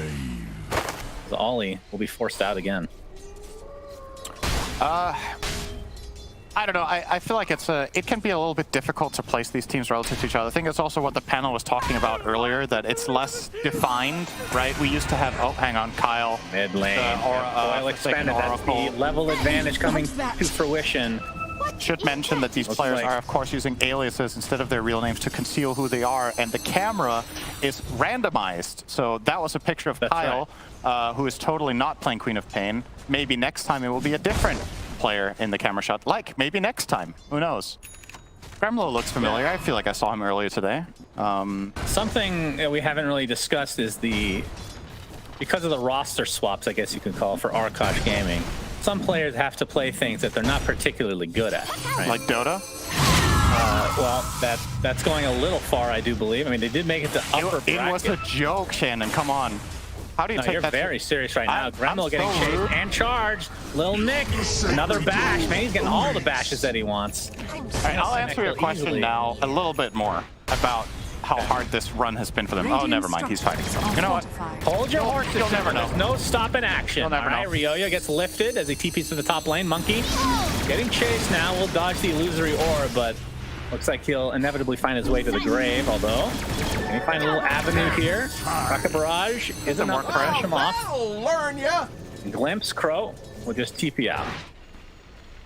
Dire's middle tower is under attack. Anyway, what I'm trying to say, Dire's Cinderin, structures are fortified. is Gremlo, by their own admission, not very good at position 5. Oh, I just made myself laugh. Oh, Dire's middle tower is under attack. that's not good. A golden thread. You gonna talk at any point? Sure. What do you want to know? I asked you like 3 different questions and you just ignored I feel like I gave great answers so far. Yeah, you've started talking and then you stop because there's a fight and then you just never continue. That's not how your job description works, you know. I have a job description. One would hope. Oh my God, that makes a lot of sense. All right, so I think, all right, I'll try to answer the first question first, okay, about TooBased. Yeah, their schedule might have looked a little bit rough. I don't know if their performances have been particularly like inspiring of a team that you feel like has a chance to get top 4. And at the end of the day, the difference between 3rd and 6th isn't that important anyway. It's definitely a team I would expect to stay in Division 1 based on their players, right? So this series kind of is, I don't want to say a must-win for them, but an expected win. All right, let's go. Good Sonic Wave. Nice Sonic Wave. Can't dodge that one, it seems. Might survive. Oh. Forsaken Oracle getting silenced. Illusory Orb, a couple more right clicks will do. It's not enough time. Wait for that silence to blink out to safety. So another death for Forsaken Oracle. But would you agree, like going into this season, do you think simply TooBased, just looking at the roster, was a team you would place in the upper half of this division? Ooh, that's a tough one. I guess when we say I think upper they'd be half, a wild card. They'd be a wild card for 4th. Right? Yeah, because we already have 3 teams like quote unquote unlocked that you would expect there, right? In Undying, Quincy, and EG, and then we'd have 4 Zoomers, and then after that, like 4 Zoomers versus this team, so maybe somewhat of a ballpark. I'm not sure. But yeah, they've definitely not looked as good as they could have. That's. I think the thing that surprised me the most is not that they've lost those games, but the fact that they have not won one single game. That's actually quite surprising because they looked pretty solid last season. Obviously, the rosters have changed quite a bit, but still a lot of the mainstays here. Dire's top tower is under attack. Yeah, so their order of games was. Oh, hang on. Should be fine. Go ahead, Cinderin. Go ahead. First they played Quincy, then they played Undying, then they played 4 Zoomers, and then they played EG. So you're right, like the 4 teams we just mentioned as the favorites, they played them back to back to back to back. It wasn't just 3 of them, it was literally all the best ones. Oh man, another coil for Forsaken Oracle. And the silence to follow to prevent the blink. Just great layering from Ryoya. They are hounding him. It's a very annoying matchup for Queen of Pain. If you get caught first and you don't have a defensive item like Yule's or Kid, so you can stop the spell barrage, then you're kind of in trouble. Obviously this early you would have neither, and they're taking huge advantage of finding Forsaken Oracle out in the middle of nowhere. But yeah, you know what? I would say it is surprising that they didn't at least win 1 or 2 games, right? In those 4 series, you would expect them to, with the caliber of players they have at the game. 4 Zoomers, I don't even think I consider them top 4 based on their roster changes. Like, they're a wild card for it, but I would have put them in the same breath as simply TooBased to start the season. So yeah, a little bit surprising. And what about the changes for Arkosh Gaming, Synderen? Like I discussed about 10 minutes ago at this stage, that you never answered. Do you think Gremlo is a good support player? I don't see why not. I don't think I don't think going from, so what was it he played last season? Was it 4 or 3? He did play 3. Because I feel like he's better at 4 than 5 probably. If you're somewhat comfortable on 4, the jump to 5, I would say it's a smaller jump from 4 to 5 than from 3 to 4, if that makes sense. We have another strike, and down goes the Gremlo man on the Nature's Prophet. Now you're making me question myself whether he was 4 or not. I'm not sure. I think he was 3. I think you're right. It's been 4 though. Pudge core, so. Which I didn't even pay attention to the bans. Was Pudge banned? Like, why are we not seeing that hero? Position 5 Pudge sounds great. Yeah. Sounds right up Arkosh's alley. As Monkey on the Tidehunter has his Hood of Defiance. What are people opting for now on Tide these days, Synderen? Like after just getting the first, like the Hood type item. Are we seeing like, because I've seen tons of Ags without going Blink. We've seen, you know, Blink is always one of those, depending on the game. I think Blink is really good in this game, right? You're playing against these elusive heroes, so you want to get that immediate jump, like the immediate payout where you can kill someone with Queen of Pain. So I think Dagger would be good. Ags is okay here because like your Wraith King somewhat takes advantage of it, but I'd be happier to see a Dagger, I think, overall. He is going Ags by the looks of it though on Monkey. Yeah, I'm a little bit concerned with their ability, honestly, to kill Puck and Weaver if they don't have a blink on Tide, right? Like, what are you relying on to catch these heroes? Your Quap is not having a good game, and it's not even going Orchid. So, you're just trusting that you can handle this with Rubik, primarily? A prize! Well, either way, we've seen 2 kills that we didn't talk about because we apparently didn't find them interesting enough, Synderen. Disruptor Tide and Nature's Prophet. And we can look at some itemizations for the position 1s since this is turning into a bit of a farm fest, although we are seeing a little bit of potential action. Ryoya was looking for another coil target, but won't find it. Just illusory orb after taking. Oh, okay, he's gonna get telekinesis though. Pops the haste. Didn't see that in his inventory. That's a getaway free card. Ollie is going Ags Gyro, by the way. No big surprise. And Double King has the armlet and going for the Deso build. So we're going to see a lot of... So he'll be going to Blink after the Deso based on his choices right now. That'll put... Maybe that's the reason that you don't go for Blink on Tide? Yeah, it's part of it, I think. But again, Wraith King stun is not a reliable way of catching Puck or Weaver, right? Yeah. So it's good, but it's not... You're not catching those heroes with it. You're killing Disruptor. You're killing Gyro, perhaps. Charge onto Crow. See the charge? Yep. That's not the safety, but there's the Telekin, or the glimpse back into the fray. Oh, he's going to be able to get this Ravage. 5-man Ravage. Onto 5 heroes. My goodness. Weaver's going to be the first to fall. There's the Coilo. Little Nick in a lot of trouble. That's 3 dead. I believe that Coil was stolen, in fact. Very nice turnaround from Arkosh. 4 dead in the blink of an eye, and Crow with a god tier steal. This is literally... This is literally the best case scenario for Arkosh, is that the enemy team goes for Tide, uses this many spells, don't kill him, and then he gets to Ravage. Like, this is a better start to a fight than if they get a free kill on Disruptor, for example. Like, and just play the fight 5v4. It cannot get better than this, because not only does he stay alive and get this off, everything is expended. So this is just a free cleanup crew. Great steal, like you said there, from Crow, and no problem whatsoever for Arkosh to clean house here. So nice start from them here. 2k gold lead from that. Oh, this guy looks like he's having a great time. Just wait until you have to show up for work tomorrow, buddy. Wait, that's not tomorrow, Saturday. Radiant's bottom tower is under attack. Really in his element on that 5 Nature's Prophet. He's carrying it hard. Bottom tower. Okay. Yep, tier 1 tower being pressured here. Little Nick trying to take out the wave. Gremlo in the vicinity, though, is now level 8, so that fight helped him out quite a bit. They're going to use Fort and likely just give this up. Gremlin with a last-ditch effort with that ult, just delaying a little bit. Here's Crow. Ooh, still has the coil. Applied to Puck, but there's the counter from Empyrean. Static Storm on the 2. And charge from Lil Nick.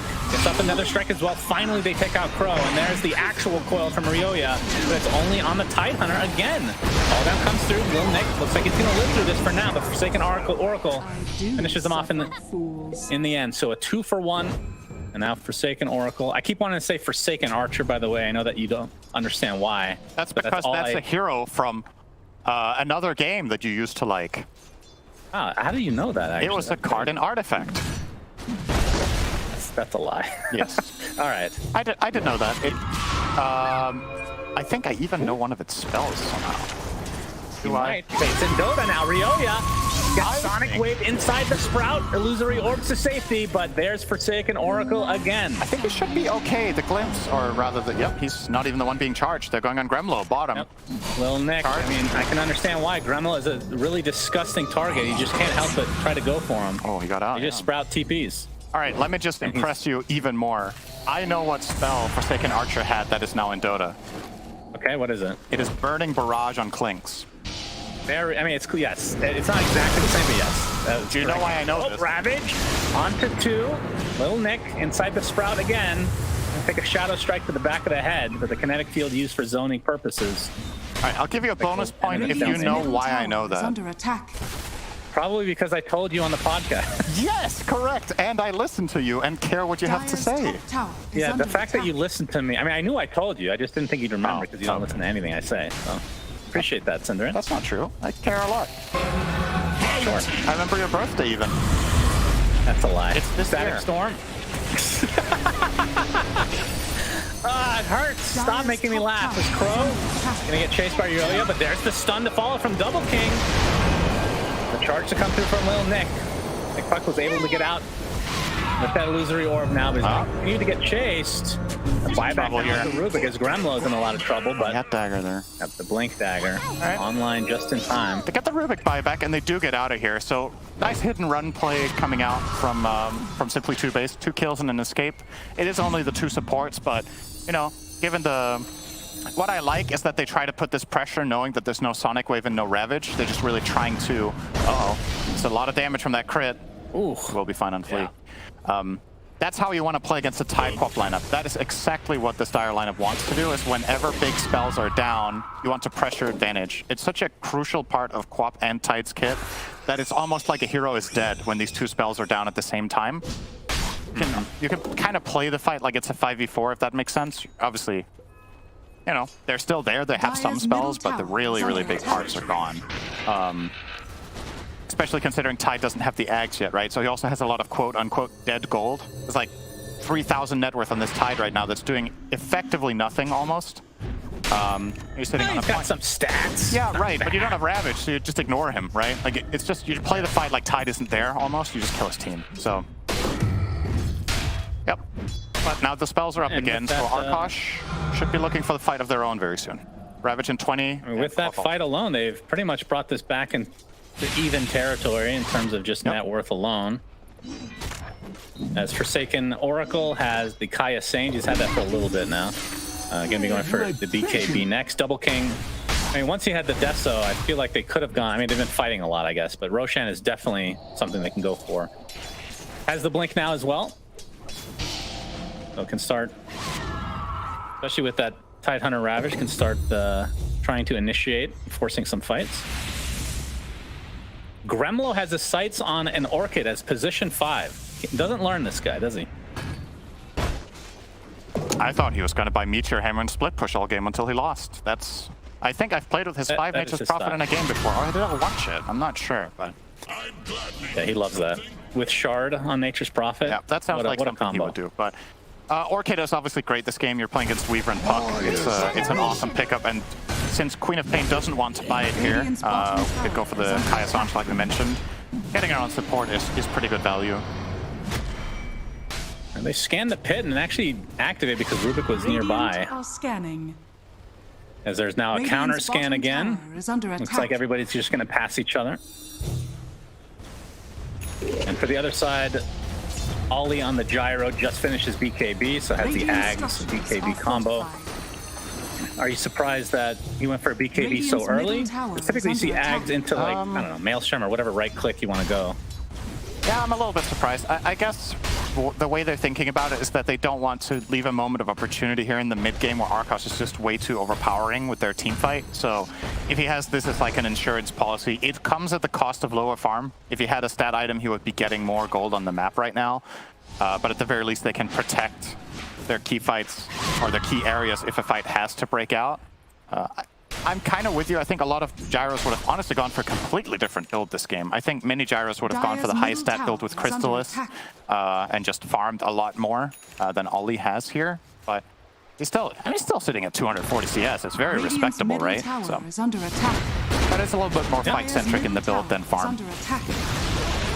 And he's only Radiant's 1,000 middle behind tower Wraith has King, who fallen. farms quite well for his name, is Crow. As Shikuchi, but it's glimpsed back and brought down. They get the tier 1 tower in addition to Jerubik. Can we see Flea's reaction to that kill, please? Thank you. All right. Great call, Synderen. You make a great producer, by the way.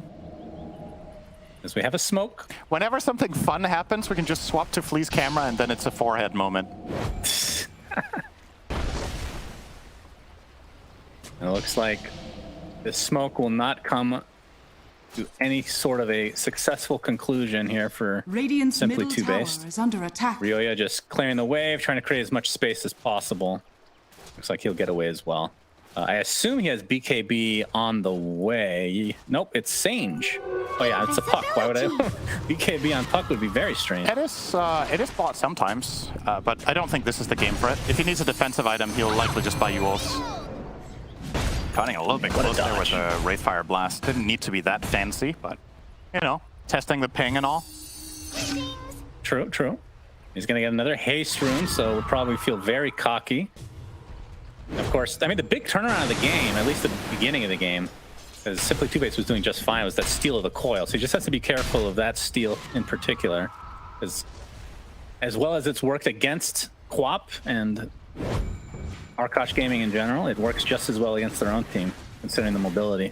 Even better, actually, against their own team. Yeah, you always got to be careful with Puck against Rubik, but, you know, you can coil instant phase shift. You need to have very good reactions as Rubik to steal then, but then you've used phase shift, so, you know, if you don't have any line of defense after that phase, which is currently the case for Puck, you do need to keep a little bit of an eye on that and be careful. Nature's Prophet Orchid could come into play as well if that exact situation arises, but for now, hasn't really had too much trouble, Ryoya. Has died twice, though. It hasn't been the cleanest Puck performance he's ever had. Uproot you. And Gremla, I'm going to give credit where credit's due. He's almost done with Orchid. I don't know whose farm he's taking as a result. He's really not playing position 5 at all. Looks like Rubik is. He's not too far away from getting that, and I would assume Shard right afterwards, knowing him quite well.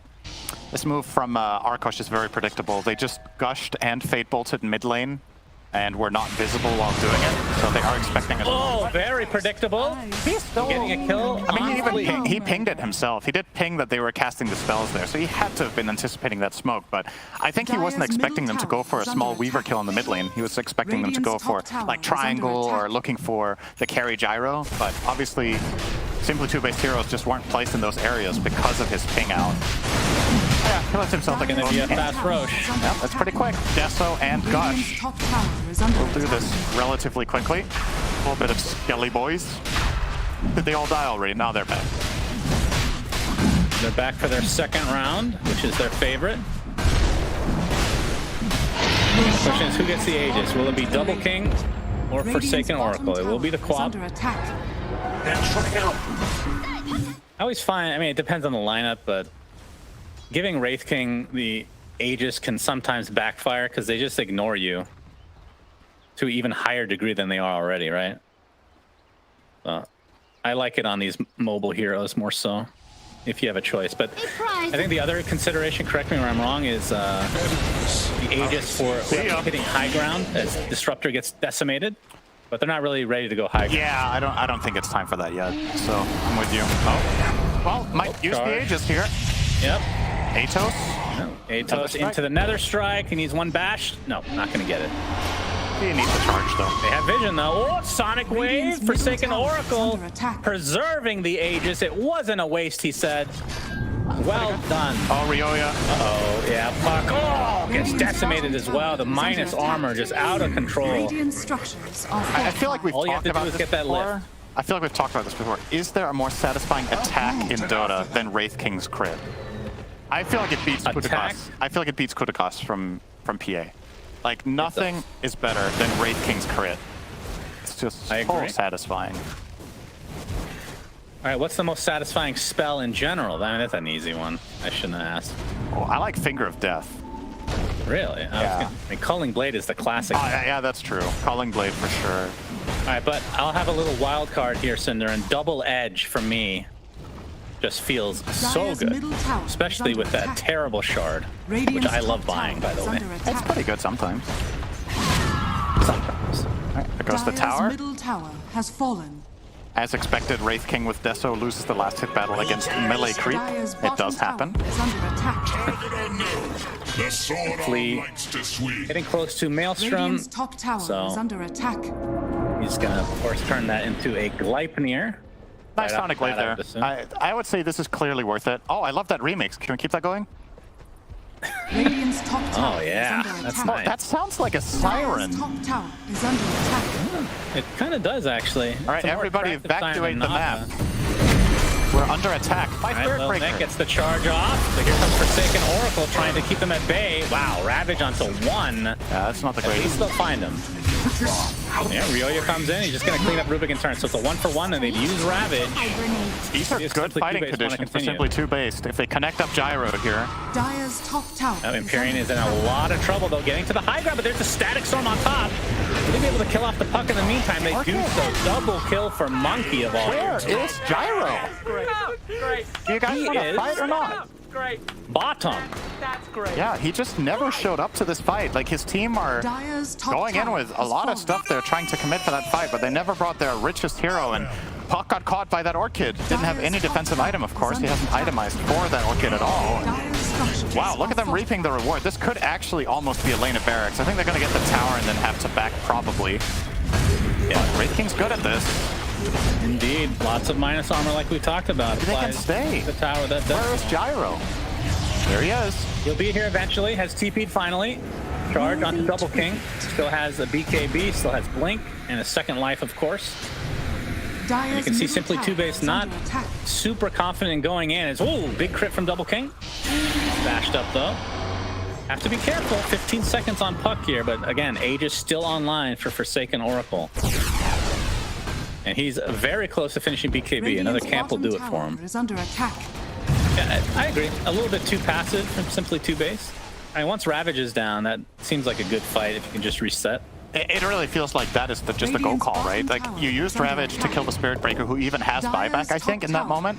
No, And- he did not. Oh, he did not have buyback. Okay, but even without it, honestly, they traded him for Rubik, right? So it's a 1-for-1, and Gyro could have TP'd up there if that becomes an extended fight, which it did. Oh, okay. Oh, Dude, it is so nice to do that. It's also something about the fact that you know it's coming, right? PA's crits are like a surprise. that's true. With Wraith King, you kind of feel like you are doing it because you know you're in charge of it. Radiant's bottom tower is So- under attack. Dire's And bottom Monkey and tower company able to has take out the fallen. tier 1 bot. You know, another spell from Dota 1 that was extremely satisfying that is not nearly as satisfying in Dota 2 is Dire's Counter bottom tower Helix. is under Do you remember the attack. animation for that in Dota 1? Oh, what was that? It was super quick and it just felt sharper, you know? It I felt like it don't had remember this animation at all. Really? Yeah. I loved that spell in Dota 1. But we make up for it with the Culling Blade this time around. It's Forsaken Oracle. Ops the BKB, gets charged in the meantime. Looks like he'll be fine. Fleet TP's away. You have to find some old YouTube videos, Cinderin. Yeah. Mogul Khan. My man. My man. That guy. So 5K net worth league for Arkosh. So from Simply TooBased's perspective, what do they need to do here, Cinderin? They have, I mean, looking at Gyro, I mean, he's quite farmed, has full Dire's Satanic middle tower is under attack. and Crystallis, so Daedalus will be next in all likelihood. I mean, I would just like them to play a little bit more tight. When fights break out, you need to bring the gyro. He has so much of your team's potential right now. It's not really being utilized. You went for a Gleipnir on your Weaver, so like damage is there. The heroes need to be there and just delivering, especially when Ravage is on cooldown. That's what I would like to see them do. They are going to connect a charge here and kill off Rubik, so that's a start. Yeah, man. That is a shard and Gyro getting jumped here by Wraith King. We'll turn around. We have the gush onto Ollie in the meantime, but they're going to focus all the pressure to Forsaken Oracle. Pops a BKB. It's a Shadow Strike off, but we'll have to back away. Lilnik just needs a little bit of vision. He's going to get it. There's the charge, but the haste is online for Forsaken Oracle as well. Not sure if they can actually finish this off as Double King. The spray as well. They're going to create a lot of space. In the meantime, Monkey's left all to his own devices. Gets dropped inside that Static Storm. Buyback in the game. Remember, he does have his ult to work with. There, Forsaken Oracle stuck inside the coil yet again. Dies. 70 seconds, no buyback for him. All in the meantime, TP's away. Lil Nick likely be the next to fall here, but not too bad from simply TooBased. I mean, they basically even up this game just on that fight alone. Not too bad, but definitely TooBased. True. That was great, though. That was it. They brought the gyro to the fight. The way this whole thing transpired with the Spirit Breaker charges and everything, it looked a little bit funky at times. Like, are you actually going to dive that tier 2? But what he did end up accomplishing here is he forced Queen of Pain all the way outside of the fight and even got a secondary rotation over here to try to stop him. And in the meantime, that is when they opened up the left side. Got the teleport from Nature's Prophet, and then they find the Glimpse play and get that kill very easily. So, a nice coil heads-up play from Ryoya, knowing that there's no BKB on the Queen. Primary target and easy cleanup crew there. So nicely done. Yep, it was a pretty great bait overall. Dive of the tier 2 and whatnot. It's created so much space for them to actually just single. I mean, they actually killed Tide inside a Static Storm. That's the first time this game, I believe. They've tried it like 3 or 4 times, it feels like. Monkey still has Ravage, by the way. Went for Boots of Travel, by the way. And it's going for Lincoln's next. Very interesting. Oh, okay. Well, can I get a slow-mo on that? To get one shot. Can I get a slow-mo on that? Well, you're gonna have to wait. Thank you for the flea reaction. The flea camera will do. Thank you. Oh. See you later. The Fleet is he's gonna be shown. Do they have vision? There's the lift. A second kill for Arkosh. Bringing it back into their favor again, but still pretty even game overall. It's close to Roshan time o'clock now. It is a long respawn, so we know that it's in 2 minutes, so it's close to max. But the teams don't know. So for everything Arkosh, know it could be spawning right now. But they will try to just force the high ground right now with their Wraith King instead.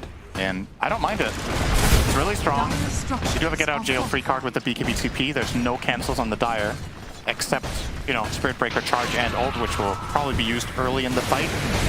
And then you could maybe find a disengage. Let's be a little bit careful with how low they pop the fort. And one little flat cannon cleans up all the Skelly boys, but they do get the successful kill on the melee racks. Oh my god. Empyrean. He has a big target on his back or something. Glimpse back. Wraith King now completely out of the fight. Gremlo is dead. He's completely dead. Do you think they could have defended that? I mean, Weaver did have buyback. Is it not a big deal that they lose a Rax right now? I think it's a somewhat hard defense. All spells were ready. Wraith King was in good position. The waves were good. They could have maybe tried. But I don't think giving that one up is that bad. What you don't want to give up is the Roche. I think if you lose Roche here, the game is going to get really, really nasty. So they're ready to contest that, which is good. Gyro buying that Silver Edge will kill off Tide very quickly if he gets on top of him. Radiant's middle tower is under attack. All right, they see Crow. Okay. He's in trouble. Charge in. Here comes Double King. Gets off the Wraith Fire Blast, but Lil Nick's super high stats. There it is. Win. Ollie finds BKB. Breaks the Tide Hunter. Glimpse back, but they're not going to focus on anymore. Double King, he doesn't really want to focus on him because he has a second life, of course. Rubik is dead. Forsaken Oracle jumps and gets a Sonic Wave onto 2. Little Nick still within the reach here. Looking for that Nether Strike potentially. Gets a double bash on the Forsaken Oracle. Not enough to get the kill though. Gyro is dead, however. Little Nick follows suit. 3 for 2. Gremlin getting surrounded. Oh, looks like he's just going to get right-clicked down by Ryoya very casually. Buyback onto the Spirit Breaker now. Double kill for Double King. Double the pleasure for him. As Ryoya, oh, he gets Orchided just in the... Oh my god, they actually layered that perfectly. That was really great execution. Down goes Ryoya. So they don't have the gush to break the Linken's with, so that has to be Wraithfire Blast. And the moment that connected, they Orchided like instantly. Very nicely done. Roshan. Yeah, this one should go to Arkosh. I don't see how Spirit Breaker plus Disruptor can hold this at all. If Disruptor comes anywhere near Wraith King, he just gets one shot. So a little bit of a restraining order situation there. Just really gotta keep your distance. You think this shard goes to Wraith King? Swap has it, Nature's Prophet has it. I wouldn't mind the one on Tide. Ooh, it's gonna be Rubik. All right, so we get the telekinesis can be used on allies. He can throw people out, like they can break the coil and then save after. Just throw people really far away. Could be a thing. I like it. Yeah, it felt like the Wraith King one is kind of meh this game. I mean, you're not going against any real mana burn. I mean, even the Weaver didn't go for the mana break talent, for example. That's whatever. For sure. I mean, Tidehunter could have been interesting because you can use the Anchor Smash on buildings. Yeah, but they're not really having issues taking buildings with Wraith King. Also, you know, it's just a value upgrade, right? It increases the damage and it lowers the cooldown. So it just feels good to get, right? Cooldown goes from 4 to 3, damage goes up by 50% on the base. Oh, you don't have to convince me. I love that shard on Tide. I love it. Speaking of things you love when it comes to shards or talents or whatever, would you say Wraith King's 25 talent is one of the best in the game? I think it's really, really Dire's good. bottom tower is under attack. Wait, what is the best in the game? We've had this discussion already. Was it Void Spirit? Yeah, Void Spirit. We like Void Spirit So a lot, at least. It's not the best in the game, but this is like... It is so It's good. S tier, probably. Yeah, it's S tier. It has to be. Yeah. Like, if you were to do the math on this, I wonder how big of a DPS increase this talent actually is, right?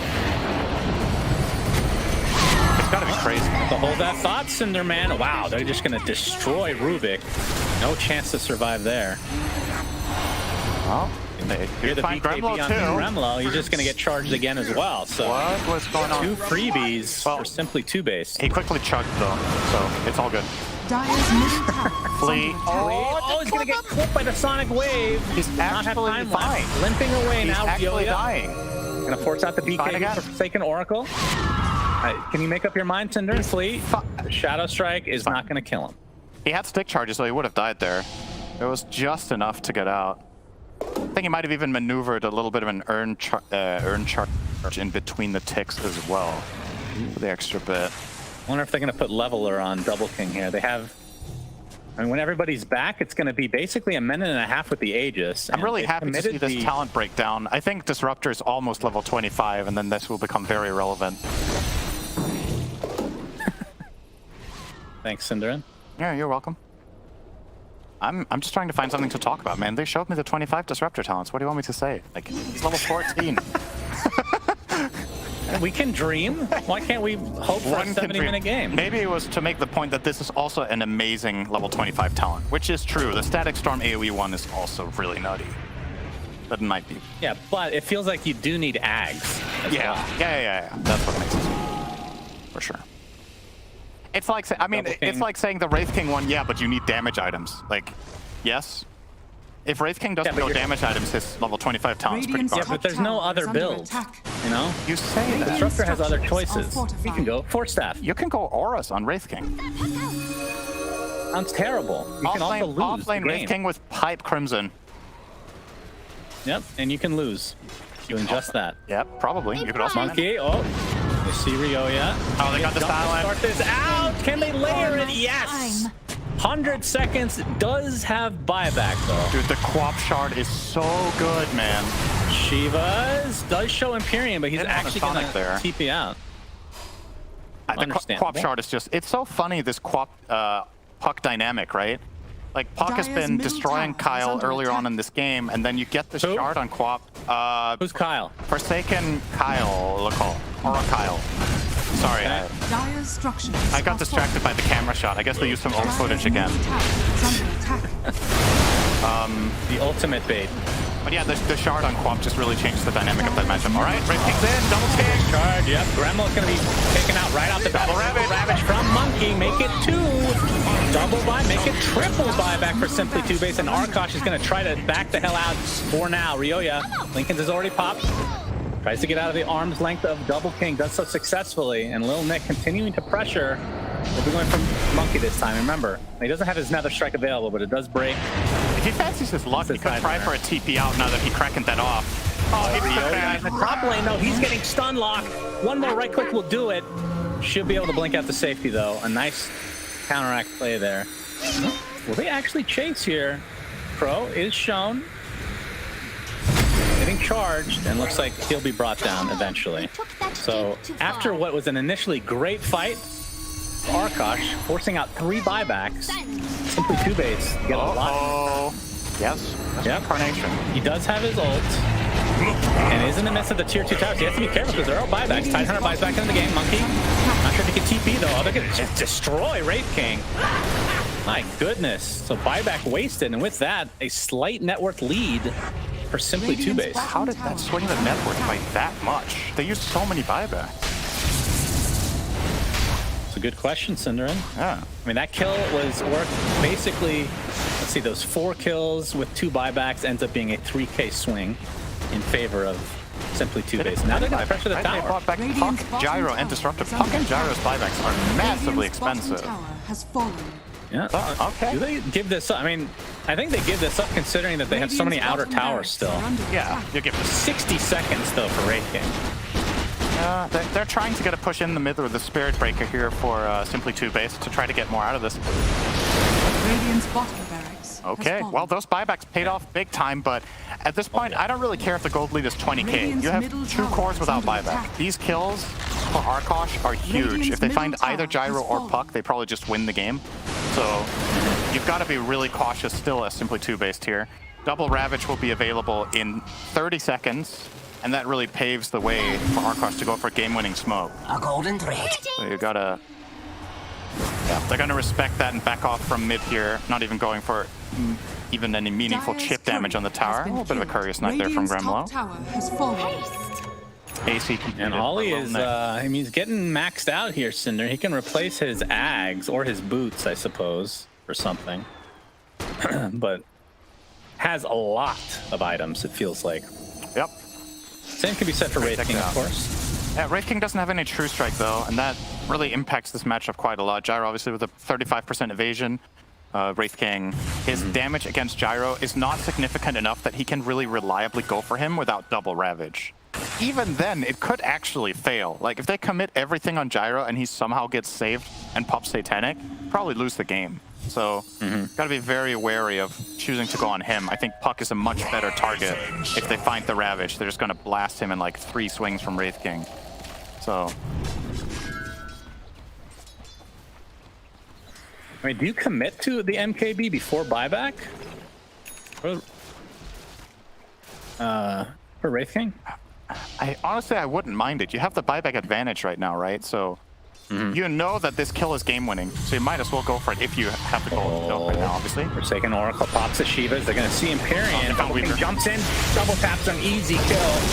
No buyback, 90 seconds on the deck. Monkey gets off the Ravage. It's going to connect on 1. It's Ryoya on the outskirts of the fight.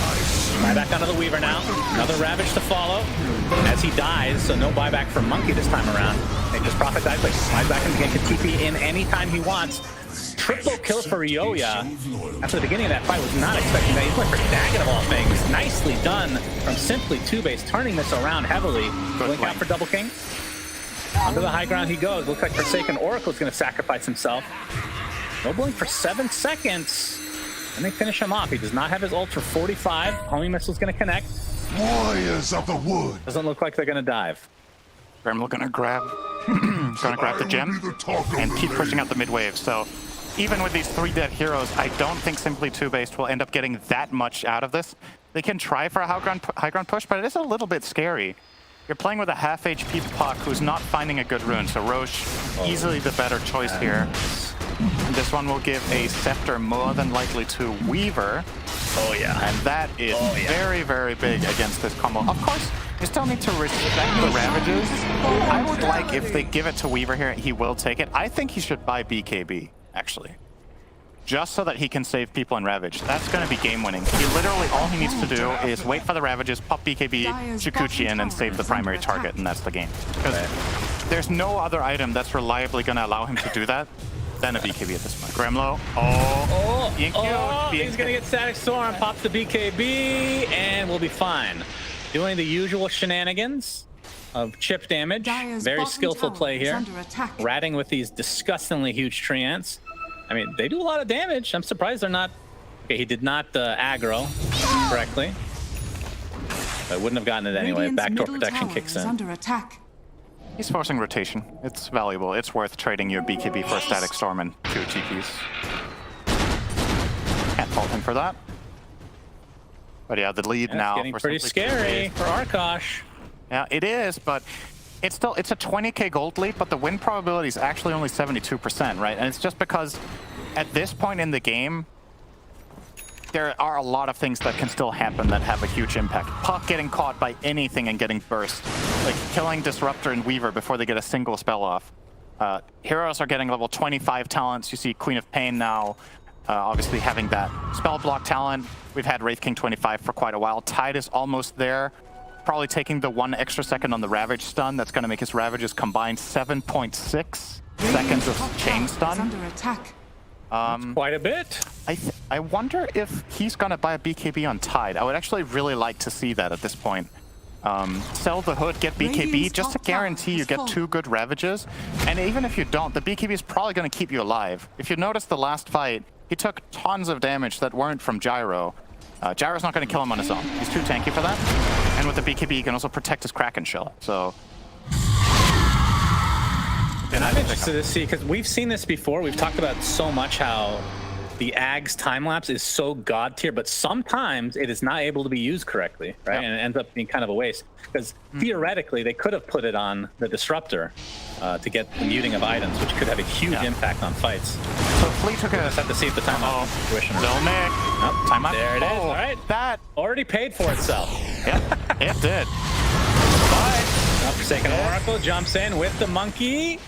It's off the first Ravage. Eon Dis is procced, and it looks like they'll finally get the pesky Weaver. No, time lapses himself. He's fine. Okay. Second Ravage is used just for the Weaver. And it's a 1-for-1 just like that. Let's see if they can continue on as Double King deletes Disruptor again. Now has to back away as the BKB is wearing off. Still has that second life, of course, but he is completely surrounded. His team has abandoned him for the hills as Double King looks to be dead here.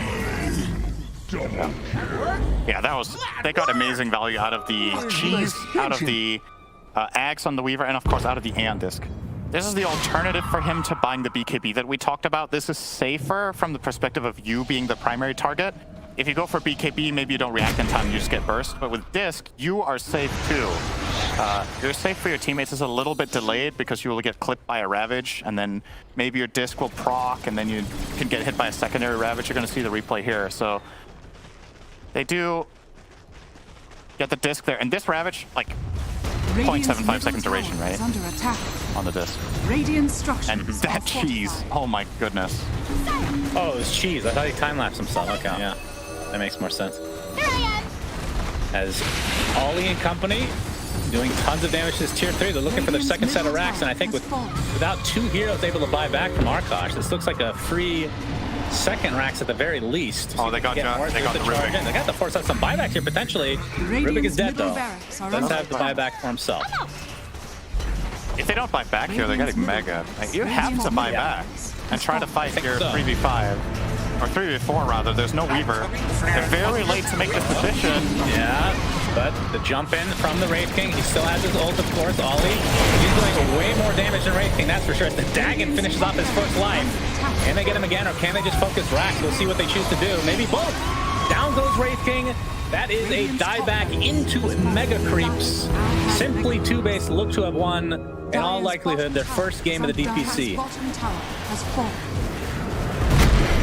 They're sitting on Kremlo with a last-ditch effort here, trying to get bottom racks, but he gets caught by the base police and sent to jail. That's jail in this case being Tartarus. All right, that's a forehead plate. Thank you.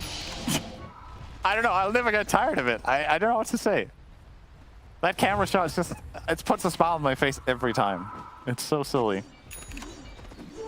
Here's the good ammo. Forsaken Oracle has 6,000 gold, by the way. I think it's probably time just to spend it. Going for the sheep stick. I think he needs to buy Refresher. Yeah, maybe. He needs to Gets survive. tagging, glimpse back. Okay, he will He'll survive. live. You think Refresher, huh? Yeah. They don't have enough damage. BKB. That's the problem. Now they don't have a Rubik is either. donezo. Yeah, that's 3 dead. No buybacks for anybody. Radiant's So looking to finish this game is simply TooBased. Of course, it's just the first game of the best of 3. Radiant's middle tower. The Ancient is completely exposed, and in Arkosh fashion, not going to call GG yet. But they will have to soon because it will be over. There's the double ravage, very exciting stuff. And the Ancient has fallen. There is the good game, but that's from Ryoya. Arkosh have not said. No, okay, Monkey said GG. All right, so now it's officially a good game. Simply TooBased. That was a very back and forth game. Do you think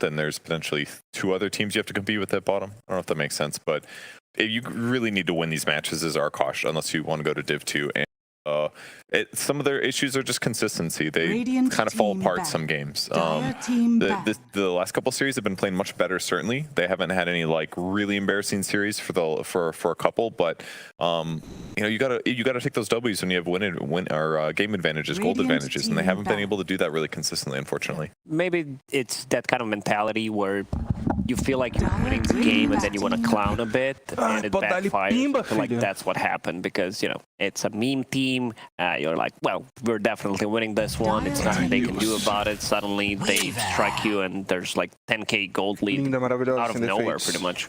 Yeah, they made up a lot in some of those fights. Some of the fights, some of the buybacks, some of the pickoffs. I think in one of the first ones it was like they're technically 5/4 at that game. Nature's Prophet got picked up and it was like 400 gold going to an enemy core, even though he's like one of the lesser farmed heroes on the map. Like those things really added up a lot. Yeah, as far as I understand, it seems like Gremlo has a mentality that his deaths don't seem to matter, but when you're winning the game, they actually do. So that was certainly some head scratching to be done when Arkosh ran as 5 up into the enemy high ground to take the melee barracks while there was potentially Roshan that could have spawned, right? So, a play that like most teams would play it slow and wait for Roshan to spawn, take Roshan themselves. They win high ground, take that barrack. So they're willing to take a 5v5 and potentially lose that and lose the ground on Roshan. But then they immediately get picked off afterwards so many times that they can no longer play team fights. Yeah, seems like you're not too happy about it. I was just watching that game and being frustrated. And, you know, because I feel like I could do better. But simply TooBased, they agree with you, Purge, anyway, that Flea, great performance by him. First pick the Weaver right away. I would say him and Lil Nick, I think, did an outstanding job. All those pickoffs, I think, mostly came from those two. And then Lil Nick was still able to perform really well and team fights as well with some good charges. Yeah, he did a really good job pushing out side lanes in some of the early mid-game fights too, without getting caught. But with the did Rubik get banned? Not yet. Could be here with Spirit Breaker. I felt like Spirit Breaker was a really nice counter against the Rubik. Actually, it's like Rubik's good against Weaver, but as long as they charge him, they don't care that he's invis. They're going to catch him no matter what. Yeah. So it kind of undercut that counter a lot and made it harder for Rubik to play the game. And if he charges somebody else, you lift him, but it's like half a second. Who gives a shit? Yeah. Didn't matter at all. So it kind of made Rubik just feel like a vulnerability in a lot of the fights. If he's bugged, if he's charged, he dies. So maybe it'll be more viable now for Arkosh if it makes it through with the SV being gone. This exact same thing happened in the previous series where they went for Queen of Pain plus Nyx Assassin one game, and the other team responded with Kunkka. Because X marks the spot is really good against both Nyx and Queen of Pain to be able to control them. I like this response quite a lot. Yeah, that is cool. Works out nice. A little bit of physical damage stack too with the Weaver bugs. Not that that matters too much, but 10 seconds. I like it's it. also a good Nyx Assassin game. Against Weaver, of course, Shikuchi, bugs, you can set things up easily. Weaver really does not like to play into Nyx Assassin. And same goes for Kunkka. You can sit in Invis and just pop a carapace on his cleave. Same goes for Sven. Like Nyx Assassin is always good against this like AoE type of heroes, also uncontrollable type of a damage. I like Nyx Assassin quite a lot here. Rum buff is really good against Nyx Quap too, because it's delayed damage in their burst heroes. So if you can delay your death by a couple seconds, get more spells off, it's always going to help. All right, we get to see another hero from the king here. Let's see how diverse his hero pool is. I mean, if you're a rank 150 player, no matter what happens, you're a good Dota player. I don't care if you spam. They didn't pick up a guy who never played Dota. They picked up a guy who, you know, is really good, you know, at Dota, and probably has a couple of more heroes up his sleeve, but very impressed by his performance, especially for the first performance in the DPC. I'm sure they have pick of the litter. It's a Div 1 DPC team to find stand-ins, so. What do they need? They need is Puck available, Ruined Pango, or a Grimstroke. Just Leash Mechanic overall kills Pango here. And I guess this is why they didn't pick Puck there instead of the Kunkka. It's because a little bit worried to play Puck against Nyx. They may force them into it still. With this, they're like, please pick Puck. We have Pango Quap. I think it's a great Grimstroke game, especially against Queen of Pain as well. Leash Mechanics, Silence against Nyx Assassin just works out real nicely. Because Kunkka fixes a lot of issues that you have if you have your support duo who are Grimstroke plus Beaver. Okay, they go with Ogre. I guess Empyrean just loves to play the hero. Yeah, I mean, it's good in power game. Luna and Kunkka are pretty happy with this, I would say. Shadow Demon will give them some protection, though, against Kunkka, so kind of undercuts that hero being a really effective pick. Can save everybody pretty well. Ogre Magi's team fight's kind of weak right now, so I feel like Arkosh has a good advantage at the moment. Decent at least. I guess Eclipse Bow does a lot of damage, but if they can offset that with like a disruption, could buy them a lot of team fight time. Certainly feels like Forsaken Oracle influence, right? This is an older school counter that was frequently picked up against Luna, right? Shadow Demon was always kind of the go-to. It took us a while to consider Shadow Demon back as a counter to Luna, because Luna was super popular and no one was picking the hero at all. They need some kind of tower damage on Arkosh Gaming. I like TB. I don't know if Double King plays it. Good matchup against Luna as well. Yeah, very good. They have decent amount of control that they can put on top of them, like Shadow Demon ruins pretty much anyone, especially with the ulti. You want to go for Luna, of course, and then TB can just clean up. What about simply TooBased? What's the combination here with the Weaver? 10 seconds remaining. What Lil Nick hero? 5 seconds remaining. Still a Tide in the pool. Tide, Slardar. I don't really like Slardar against Pango Nyx. That doesn't look very fun. There's like, and SDLT, there's actually so many other things that would make his life hard. Any other melee heroes that pair well with Weaver? Doom is kind of okay against like Pango Quap. I like Night Stalker a lot. The silence Underlord works maybe really well. Provide them even more vision during the nighttime, and this is when they should fight. Yeah, especially with Luna. Silences and like weak disables, like, you know, roots and stuff like that could be all could be pretty good. Team pick. I would love a Night Stalker, but they're going to go for the Tide Hunter combination we've seen time and time again with Weaver. Double minus armor. Ursa, great matchup against Luna.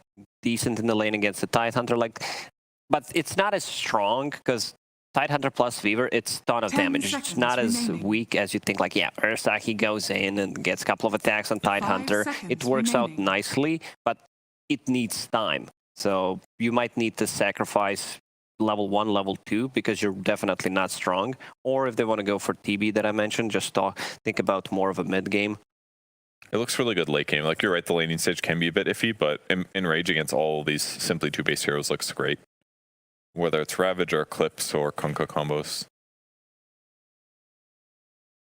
But my one concern with Ursa is that it does mean that they would have to be the aggressors, and they would have to like take control of the game and hold control of it. And we've seen so much of Arkosh just naturally back away to this split pushing, ratting playstyle they've done over and over again.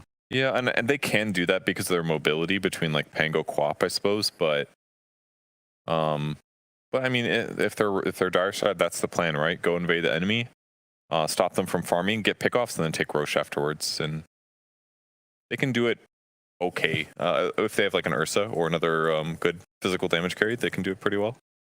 Pango helps. Pango's really good against Tide Hunter. You can think about him also as one of the counters to Tide, where you can use Rolling Thunder. They have no abilities that go through magic immunity, so Pango should have a really good time coming into a fight using the Rolling Thunder and being the one who can like bounce off the walls and try to control the Tide Hunter while the rest is dealing the damage to him. It's also a possibility they go for something like a Faceless Void, even though they have like Nyx Pango, they don't deal damage inside the Chrono, but yeah, they decide to go with Ursa, which is a safer choice. I want to see how this lane goes early on. I want to see how much Tide Hunter and Weaver can get out of this lane. Great. Yeah. Because it's Ursa plus the Nyx Assassin. This lane is not strong.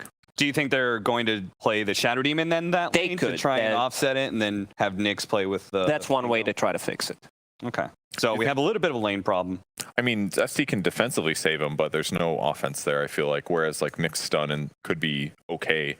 Like you can at least like Carapace the Anchor Smash, like set up disables. Like disable plus Ursa is almost always a good combo, but I do agree that Nyx is kind of a weak laner.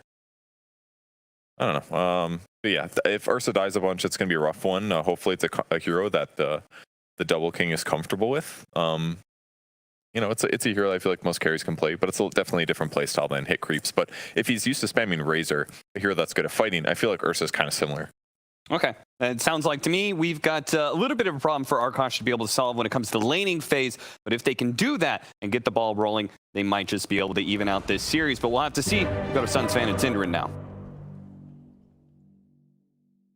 Thank you very much, Synderen. Stop smiling. Why do you always do that? Why are you always so happy to cast? I don't know. It's got to be something about you. It's I knew it. I knew it. Game Prepare for 2, battle. everybody. Game 2 between Simply TooBased and Arkosh is now underway. Like the panel talked about, we get to see Double King on a new carry. He was very impressive on the Wraith King. We'll be playing the Ursa with the Little Dipper cosmetic on his back. Very cuddly indeed. Synderen, your thoughts? obviously it's a good lane matchup against the Tide, right? So that's one lane that they should be doing great in. I think the Queen of Pain against Kunkka should also be doing all right. So honestly, I'm not as concerned with Arkosh's laning as the panel was. I still do think they're slightly unfavored, but it won't be too big of a problem if they set their lanes correctly. The main thing for me is them playing tighter as a team, right? In the last game, like the panel pointed out, they kind of lost their footing a couple of times. They started getting picked off. This game will have a different dynamic because the lineup from... Obviously, they're not playing against Spirit Breaker, right? He was really annoying for them last game. But you need to play tight here because you're playing against a team that has very strong team fight in the Tide, Kunkka, and Luna. So you don't want to get into these like 3 or 4v5s. You're just going to get rolled entirely. So either you need to skirmish, you need to split push waves and stay away from fights, and then be very selective. And that seems to be a little bit of a hurdle for them sometimes. So that's what I would look at for Arkosh. 2 for 2 runes. You can see Empyrean getting pounded upon here in his own triangle. He'll be able to limp away.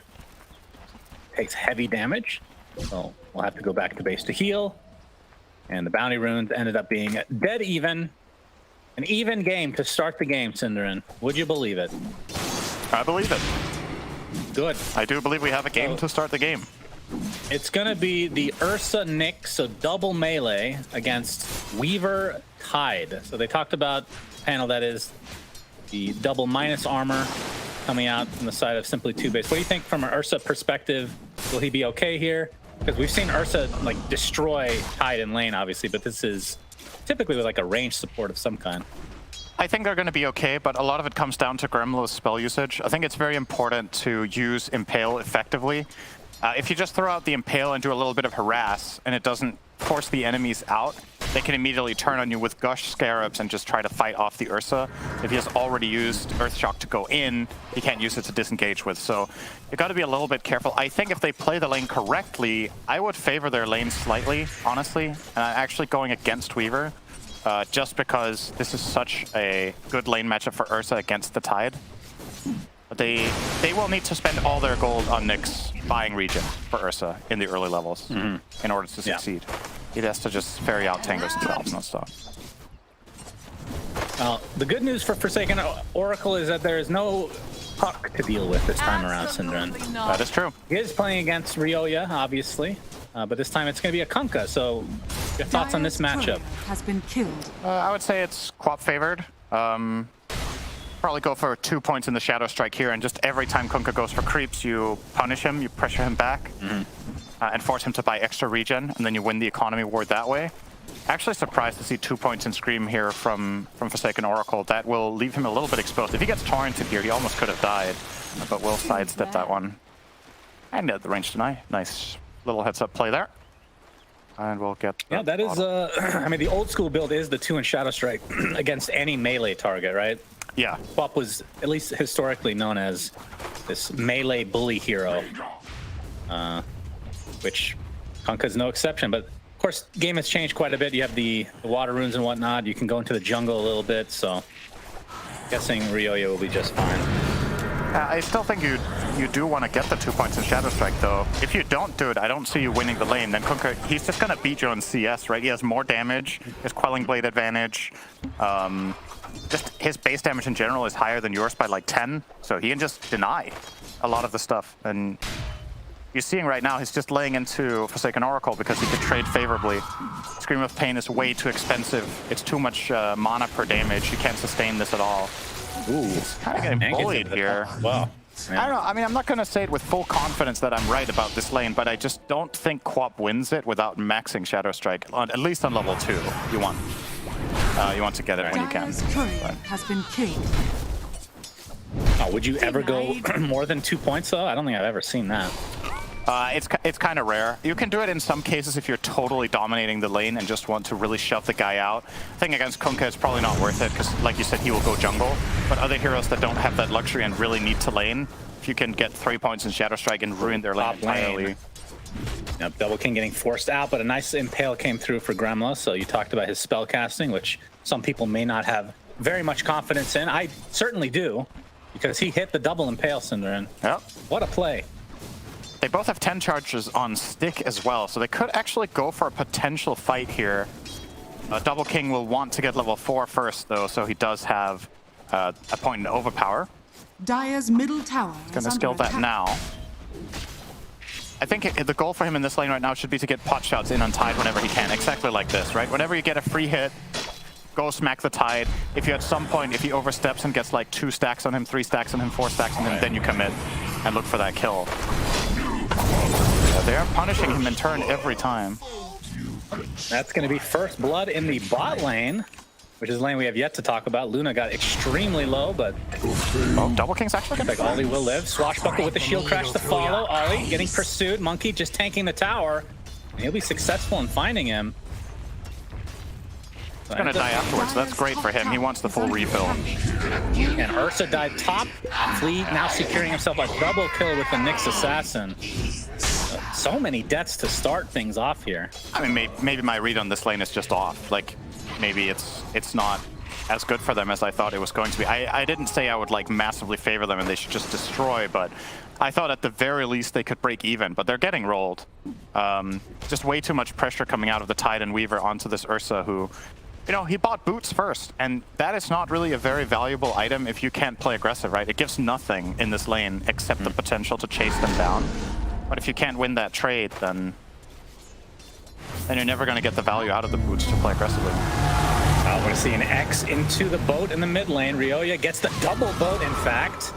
I don't have to get the call of Forsaken Oracle. Empyrean is in the vicinity. Looks like the Shadow Strike won't be enough to take out Ryoya, but they're going to turn this around to Gremlo. Looking like another freebie. Lost them all bottom, though. Need to come to this. That's true. Wow, that's the second death on Luna. That is not what you want to see if you're simply TooBased. The bottom lane of Arkosh is their saving grace right now. It's the only lane that they're winning, and they're winning it against a hero that they really need to contain in this game, because if Ursa is not doing well, he is the best hero that they have at dealing with Luna. Yeah, you've got Disruption, that can be a little bit useful sometimes. But okay, apparently something interesting happened there.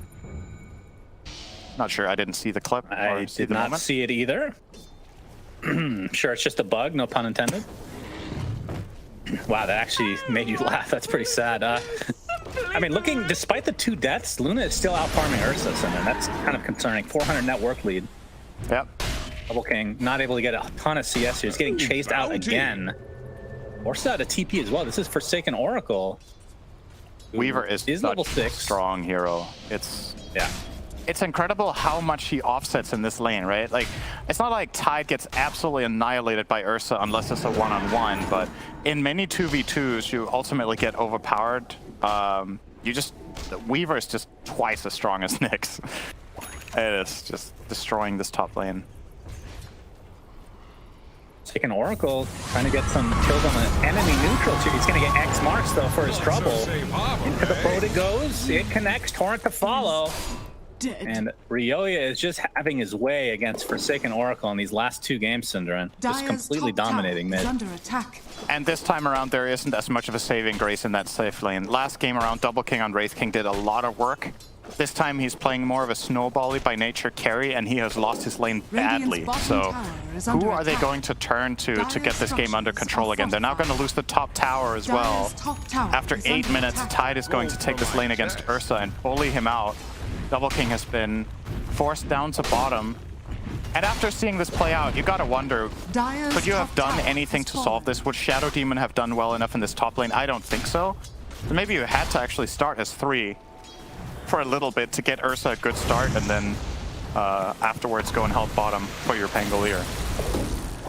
Some nice stacks being made here from Crow, but who's killing them? Is he actually just going for them himself? He's lowering the HP to make it a little easier since they don't really have, you know, the typical hero to clean it up. I guess it would have to be Forsaken Oracle. Yeah.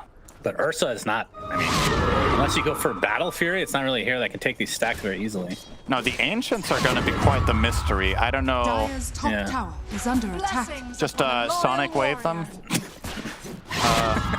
He does have Arcane Rune, but it's not going to last for 40 seconds. Yeah, that is... Oh, double king. Luna can take it if she gets enough farm, so maybe they're just stacking it for her eventually. She's on the other team. Yeah, I know. that's the joke, Syndrin. Oh, it was a joke. Yeah, Sorry, I don't understand jokes. Yeah, I know. Monkey creating a little bit of space here. Rolling Thunder ends, though, into the Gush. Has another Swan Cycle. You can see Flea pursuing on the other side. She's going to get ravaged and brought down. So Lil Nick, nice rotation here. Impale's going to catch Weaver. Does have time lapse, though. As Gremlo. Not very intimidating. Level 5 Nyx Assassin. But Crow is here. Gets the Demonic Bird drop. Looks like Flea will live for now. Takes a ton of damage, though, and then Forsaken Oracle is there to end up getting the eventual trade with Gremlo. So 1-for-1. It's costing them the mid tower. These trades are just not good at all for Arkosh. Last game was close and exciting. This one is shaping up to be quite the stomp if they don't stop the bleeding. They've lost 2 towers minute 9. The carry's having a terrible game. They're over 1,000 net worth behind on that mid lane Quap versus Kunkka. It's just all TooBased. And they're not really slowing down. And here's the problem for Arkosh, right? Your Ursa being unable to fight, he has to farm. Like, if he keeps showing up to fights, they're just going to lose on that alone. He literally has to just hit creeps for 10 minutes because the lane went that bad. And that means you need basically Pango and Quap to hit really good fights where they can do so much damage that they can pretend they don't need a carry in the game at all. I just don't see an alternative. I think if Ursa shows up to fights, even if they get kills, it's not worth his time. He needs to get gold. Yeah. And you can see the contrast between Luna losing her lane and Ursa. Luna can just go in the jungle very easily and catch up. Exactly. Ursa, not so much, but this could be a very big kill onto Ollie. Gremlo is there with the Impale. A much-needed kill onto the position 1 for Arkosh. Unfortunately for them, with gold, they're going to Nyx. Usually you don't care that much against the killer gold, but you need it on Ursa. Gremlo, yeah. He didn't get that one either. That went to Crow, so the supports get the kill bounties. And Ursa is sitting at the same net worth as the enemy position for Weaver. 11 minutes in. Wow. It is tough times. Indubitably. Well, Forsaken Oracle TP's bot to try to contest this tier 1 tower. Dire's bottom tower Attacked here from Lil Nick, but Lil Nick is so tanky. Has the hood, has the phase boots. Looks like he will be going Blink as his main item of choice. I'm seeing a lot of differential between both Monkey and him in terms of the Tide itemization. Do you agree with the, I mean, we talked about this last game, but you like the Blink as the first Radiant's item middle for tower Tide, is essentially? under attack. I think it's fine. I actually think it's less important than it was last game, ironically, and Tide never bought it last game, right? Nope. In this game, I don't think it's as important that they get some sort of a burst engagement. For their lineup, it's more important to just control the flow of the fight. All right, Kunkka. This could be another big kill. Ryoya getting rolled on, just perpetually stunned. Nicely done from Monkey. Another valuable kill for Arkosh. Oh, they got the disruption next there, too. TP gets canceled. Do they have damage to actually kill him? That's the real question. Little Nick, anchor smash. The Kraken Shell did proc. Pops the pipe, or the hood, I should say. I don't know if anybody's going to actually TP here, but he can definitely create a lot of space if he wants. Nice movement pattern. Oh, gets it randomly impaled there, Gremlo. Nice spell casting. Okay, they can't kill him. Taking so long. He's gonna kill Monkey. He has no mana. He's literally stuck. Oh God! That is a play from Lil Nick. Monkey's not too happy with the turn of events there. My goodness, that forehead really brimming with sweat Worthy after that play. What? Good God. I don't mind. I mean, there's no need to sugarcoat it, right? There's just nothing going well for Arkosh right now. They did get that one kill on Luna. That's the highlight of the last 5 minutes. They need something big. If they're going to go for Roche here, I'm a fan. Like, take a risk, get something done with your Ursa. Either you take Roche or he keeps farming, but I don't think he should be involved in these fights. Like, once again, this isn't going to net very much. He gets that kill. Double King does get the kill this time, Cinder, and ding, ding, ding for him. He doesn't have a Morbid Mask, right? He does. He could technically try to Roche. Yeah. I mean, what's the worst that could happen? He dies? Huh? Not so bad. Well, the worst thing that could happen is that he dies and the enemy team get Roche. That would be really bad. Bottom tower All right, I was slightly off on stacking for Luna. It's for Rio. Oh, no. Arkosh should realize, wait, we can't actually. But they could use it to bait them. This could be the play all along. Grano, a big impale onto 2. Can they kill off the Kunkka? He does have his boat available. Not even going to bother spending it, though. It's a trap. That is mega worth. It was definitely a trap. Little Neck looks to be next on the menu. I thought you would appreciate that because it's a movie reference and all you know is movies. Cubs are orphans now. I mean, it's Star Wars. It's whatever. A weak sauce movie. Of course, I haven't watched the movie before you get too excited, but... How do you know it's from a movie? Because I have seen a clip. A GIF? Yeah, makes a lot of sense. Don't tell me you're not impressed. I know you're impressed. So you've never seen Star Wars? Maybe I've seen one of them. Which one? Forsaken? I don't know. Nobody gets the order right anyway, so this wasn't going to help you, right? You can tell me whose accent is. Forsaken Oracle has the blink, but no. I think I watched it when I was like 9 years old, so 2 or 3 years before I watched The Matrix for the first and only time. So I don't remember the actors in it. I don't remember anything. The plot, nothing. But I think I've watched one of them. It's interesting because, like, I personally am not a big fan of Star Wars in general, but I've seen all of them because it's just something you see. It's just like required. Why? In our human contracts that you sign at birth. That you have to just take part in these activities. Fortunately, I didn't sign that one. I signed the AI beta. You are an alpha if I've ever seen one. Thank you. Very nice of you. I meant that in the opposite sense, of course, is Little Nick. He gets off the nice Ravage. That's going to free up the Aegis to be taken by Ollie. Good damage. Gets off a nice Rolling Thunder. They're going to take out... Oh, he got the blink off there because of the hood. Very nice. Little Nick. Might just have to be happy as Flea gets a pickup on the sideline. We see X marks into the Eclipse. Could not blink away. Very sad for Arkosh fans. As they lose 2 and only get the 1 in Ogre. That's after Roche was taken. I think they might lose 3. Shadow Demon is dead too. Indeed. They might lose 4. Make it 4, Cinderin. Can you count to 4? Oh. Wait, can they get him? No. No, he'll get away. He's seen Star Wars. What? So back to this discussion. What is wrong with you? You can see the replay here, of course. See the laid egg in the river baiting the enemy team. Notice the hood here from Little Nick. So he gets hit by the first roll tick there of Pango, but with that protection from the hood, he is still able to blink away and avoid the chain stun. And yeah, I feel like this has kind of been the story of Forsaken Oracle in this series on the Queen of Pain. Just a little bit too aggressive in some spots, and it's going to cost him his life on that hero. It's going to cost Ryoya this time, potentially. Pops a BKB. I think he's okay. Might live as a result. Gremlo continuing to chase. In his ult form right now. He really wants this kill.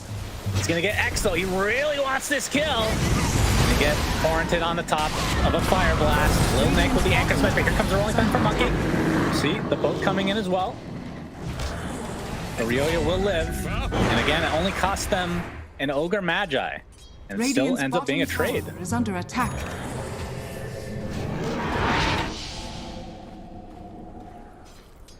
Great plays from Simply TooBased. 7K net worth lead at 17 minutes. Orchid on Flea. Can he solo Quap? Almost. Oh my goodness. Oh no! That is not the blink you want to go for there. You want to blink into the trees. Okay, good effort though. That's a good effort. Okay. Yep. Forehead tells it all. He lifted his eyebrows there, so got a little bit excited about the possibility to kill Quap, but not quite. And I think somebody needs to tell him he needs to put his webcam a little bit, showing more of the forehead and less of the face. You can't show more of the forehead. Showing all of it. Less of the face then. Okay. Fire Blast, Crow, looks to be mega dead. The forehead is part of the face. And Star Wars is something you watch, period. Okay. That's a really good comeback. Appreciate that. Thank you. Bet you'd like that one. Monkey. X from Ryoya. He's looking for this up game all of a sudden and just destroyed. And they still have Aegis for another 2 minutes, so expect this. I don't know if they're ready to go high ground, but based on just the net worth lead alone, they could. I don't know if they're aware of this, of course. I think it's an unnecessary risk. You can keep controlling the map. Oh, you're even going to kill Ursa here. Yeah, double king. Gonna get disrupted, and will die shortly after. I think it's time to cancel that TP as Nyx. All right, he is going to complete it. That is kind of a death sentence. That's a play. He just did something. Gremlo, good effort, my friend. 9K net worth lead. Under attack. All right, it is time for Pango to go for it. He's laughing. He's ready. I got it, guys. I got it. The dominoes. All right. If I get Ogre... Oracle, they could potentially get 1 kill.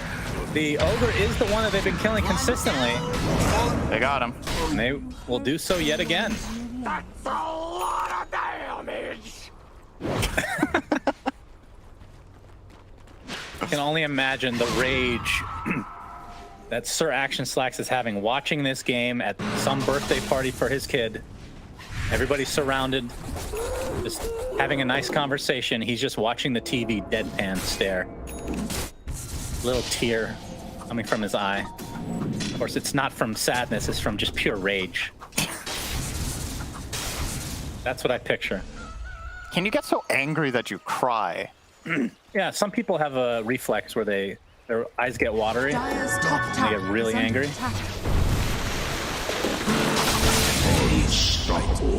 So I've heard, Simmer. Okay. Yeah, I believe you. As Monkey gets taken out while we were discussing some very important matters.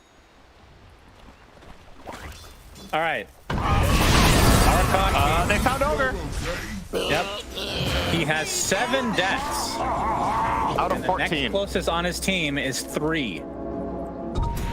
But they keep finding this 5 Ogre, but they're bringing heroes for it. Yeah. I mean, the last one where they killed him with 2 was fine, right? But this was a 4-man rotation. They need to get back their outpost, though, so it's fine. But yeah, the big winner in all of this is, of course, just going to be the Luna. It's just out-farming everyone by multiple thousand now.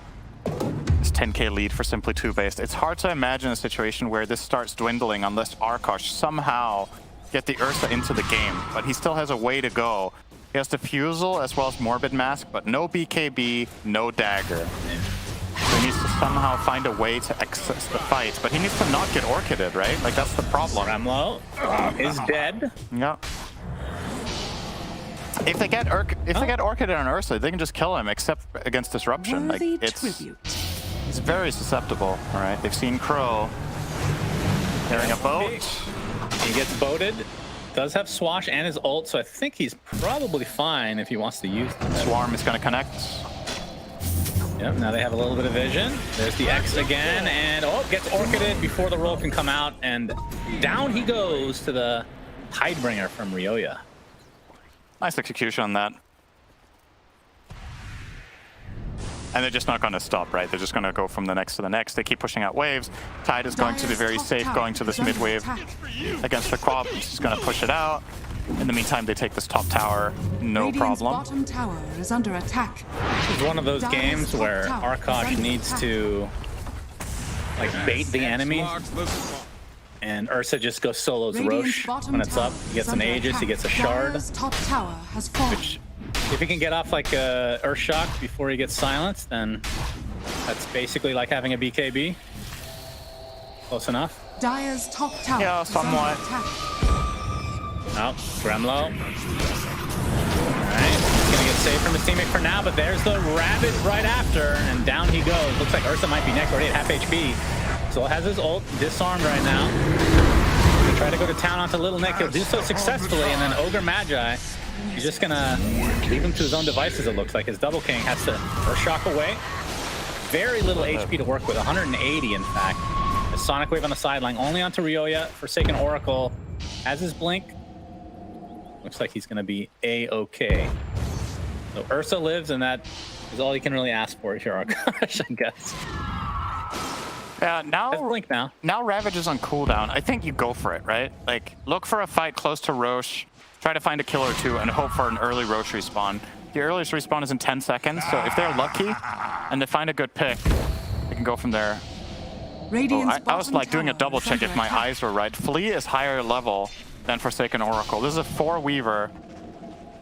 Yep. Out leveling Quab. He's going Bloodthorn, it looks like. Has the Hyperstone. Goodness. Oh, Empyrean. Making sure that he dies one more time before... It's a bug? What happened? Apparently the Swarm is missing on the Queen sometimes. Get it. I'm low. Right click down by Ollie. In the meantime, the Rolling Thunder was used. Lil Nick getting pursued now by Double King. There's the blink being used. Okay, a little bit of rebuttal. Tidehunter, if Second kill for them. Roche will respawn in 2 minutes. Unfortunate. That could have been a little bit of an opening. All right, Ryoya. And Double King, there's the silence, but you already had the overpower out. He's got Bloodthorn. He's just going to... Radiant's middle tower is under attack. Yeah, not every day you see the Urn into Bloodthorn on a position 4 Weaver. Double damage. I don't think you see this build on any other hero ever. In pubs? Yeah.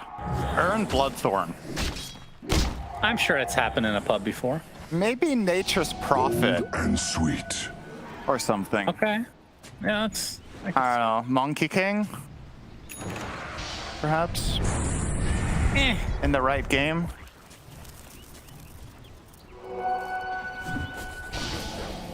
At the very least, Arkosh has stopped the bleeding. It hasn't gotten worse. Yep. It's just a massive, massive wound. Just like the one on Jenkins' face that we saw earlier today. So that's a disgusting heap underneath that Band-Aid. Okay. Apparently he shaved off his mole. That's one way to get rid of it. Possible. Yeah. Most people But get it's them just gonna removed grow at the back. doctor, but you know, if you don't have time for that, or if you're in America, you know, you just gotta. I don't have the health insurance needed for that, so just gonna lop it off myself. No big deal. I could just picture a guy with like a really thick accent. I'll remove it myself. Radiant's courier has been What the hell accent was that? I don't know. I'll never That do was it like again. British Southern. No, it that was- was not a real thing. Who said it had to be American? That wasn't British. Well, That was you definitely did not say British. American. You don't know your accents. You haven't watched enough movies. That was South Carolina. Okay, South Carolina. Yep. Sure. See, you can't debate it because you don't know what they sound like there. Yes, I do. I mean, I know the general Southern accent. It's nowhere close to that. But it's northern South Carolina. It's like Central Carolina. I don't think it works that way. Oh, that's worth a shot. Good effort, though, Cinder. Good effort. I liked it. I had fun. But I think simply TooBased just waiting for Roche to spawn, which he has now done. And I feel like Arkosh just has to contest this somehow. They do. You're going against the Ravage. It's going to be possibly GG if you fail at going for this. It's a Bloodthorn's good for this. huge scan. So they know this is happening. Not going to get here in time. That's going to be an Aegis and a Shard, Radiant's which bottom Luna tower will take. is under So the attack. Moonglaves will do a little AoE action with the auto attack.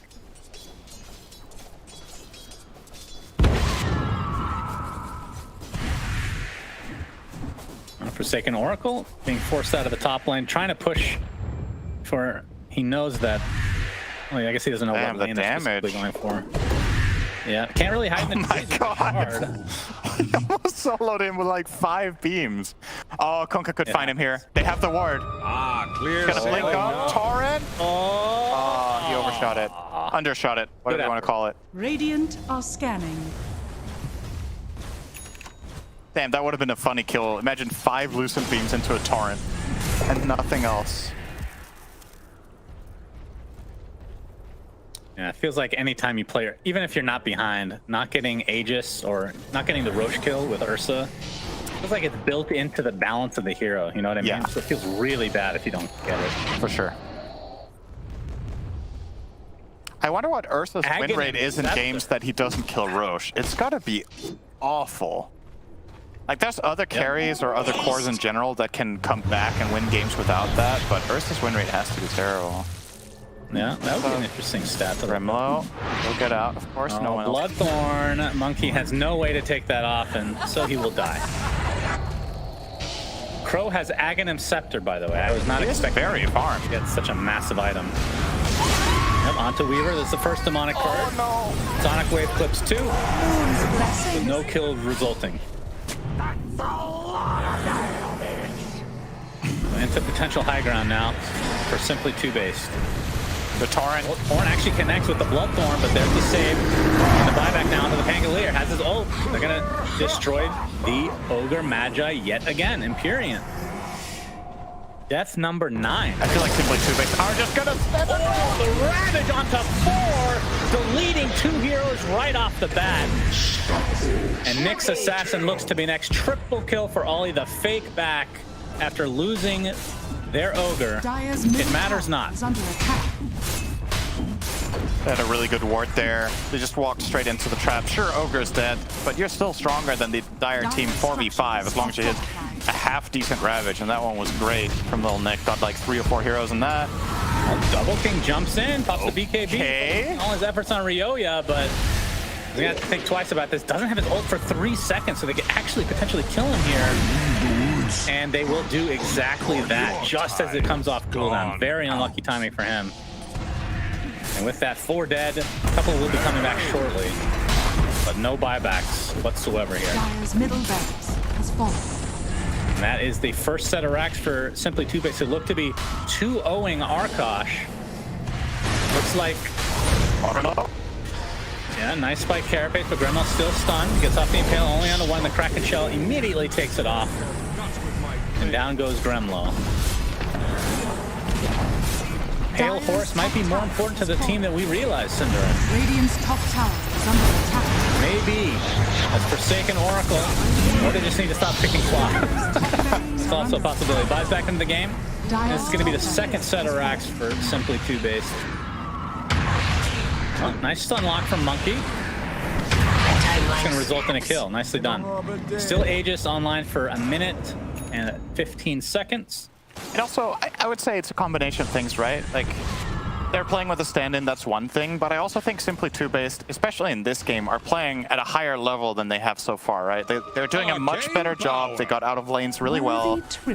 Some great individual plays and just taking the initiative and making the moves.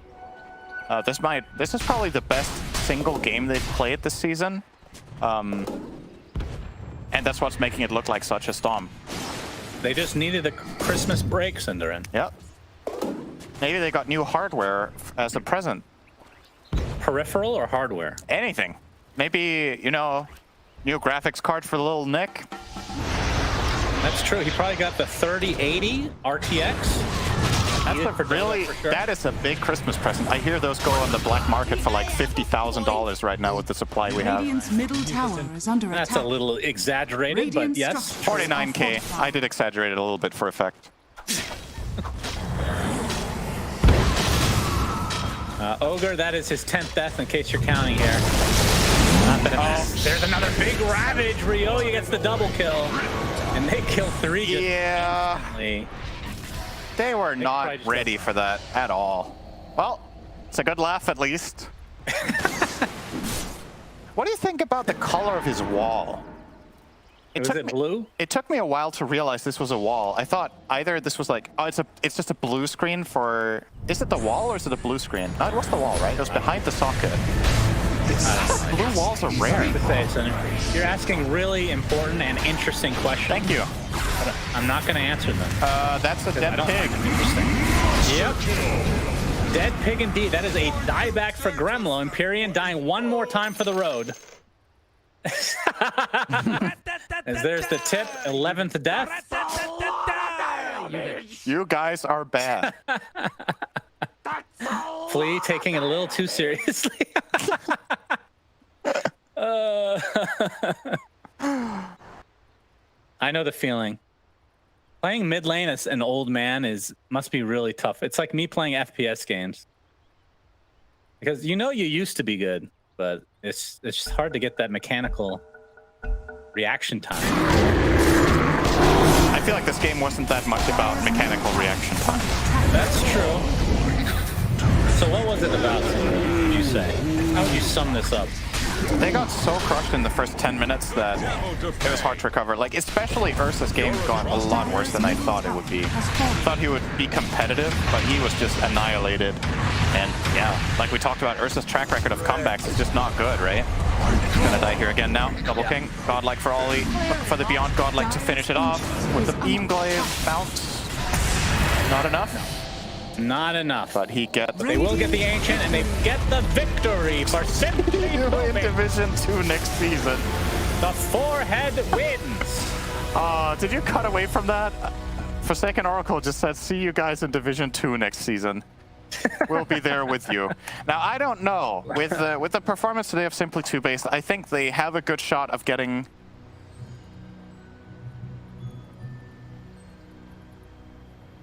one or two more series wins, and that could get them just across the finish line to getting in that 6th or higher position here. I definitely wouldn't count them out just yet.